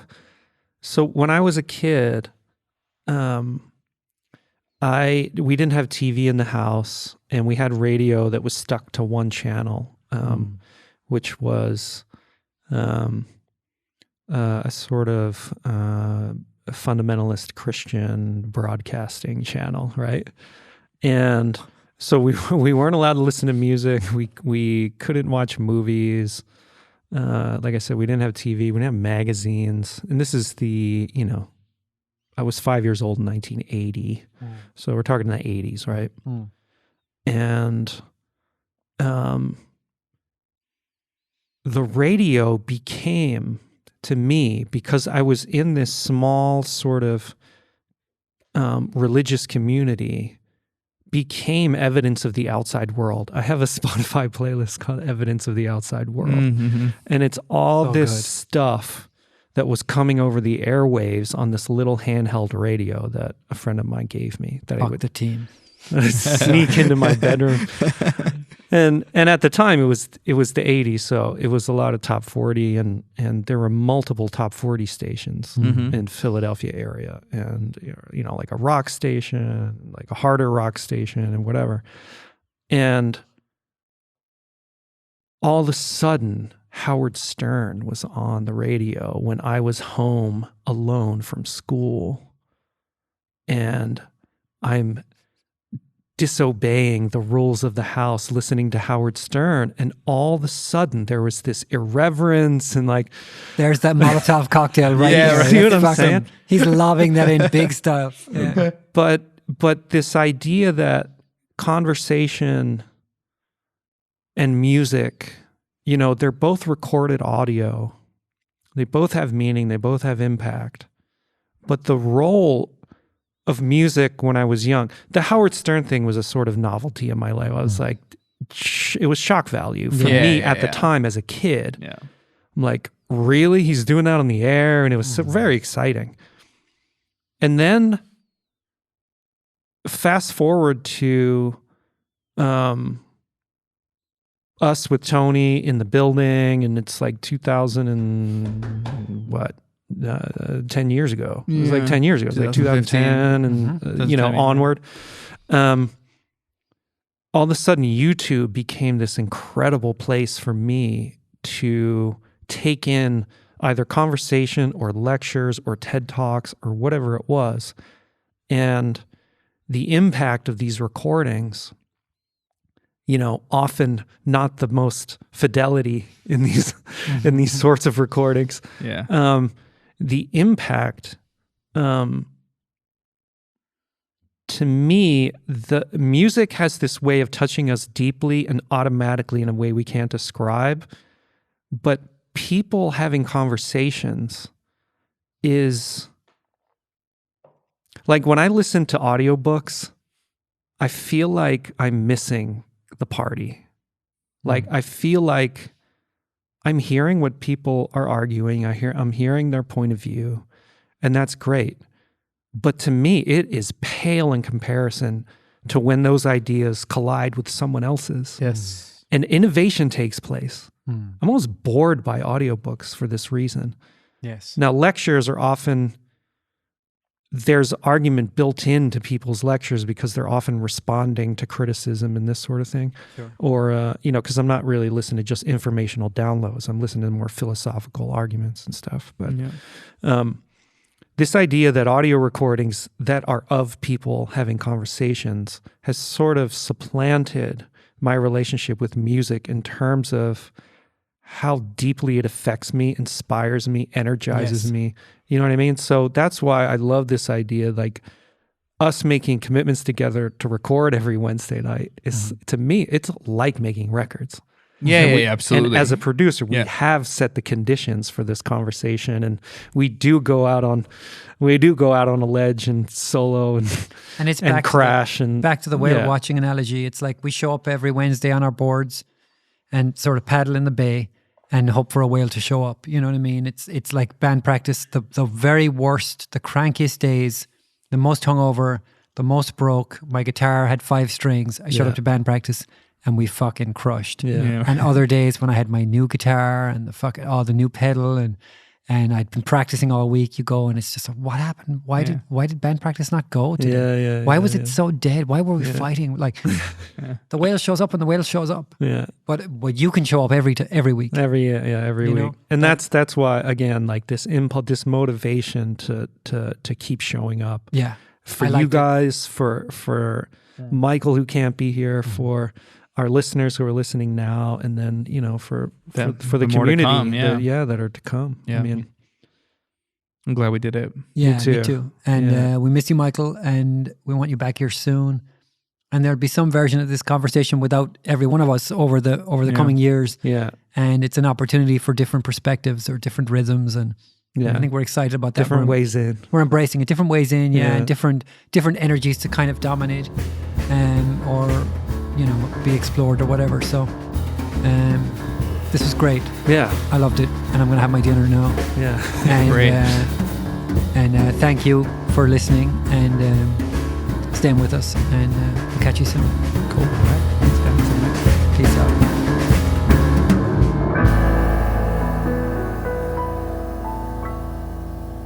Conversations is produced and mixed by Dylan Seals. The Conversations theme was performed and recorded by the Hazelrigg brothers.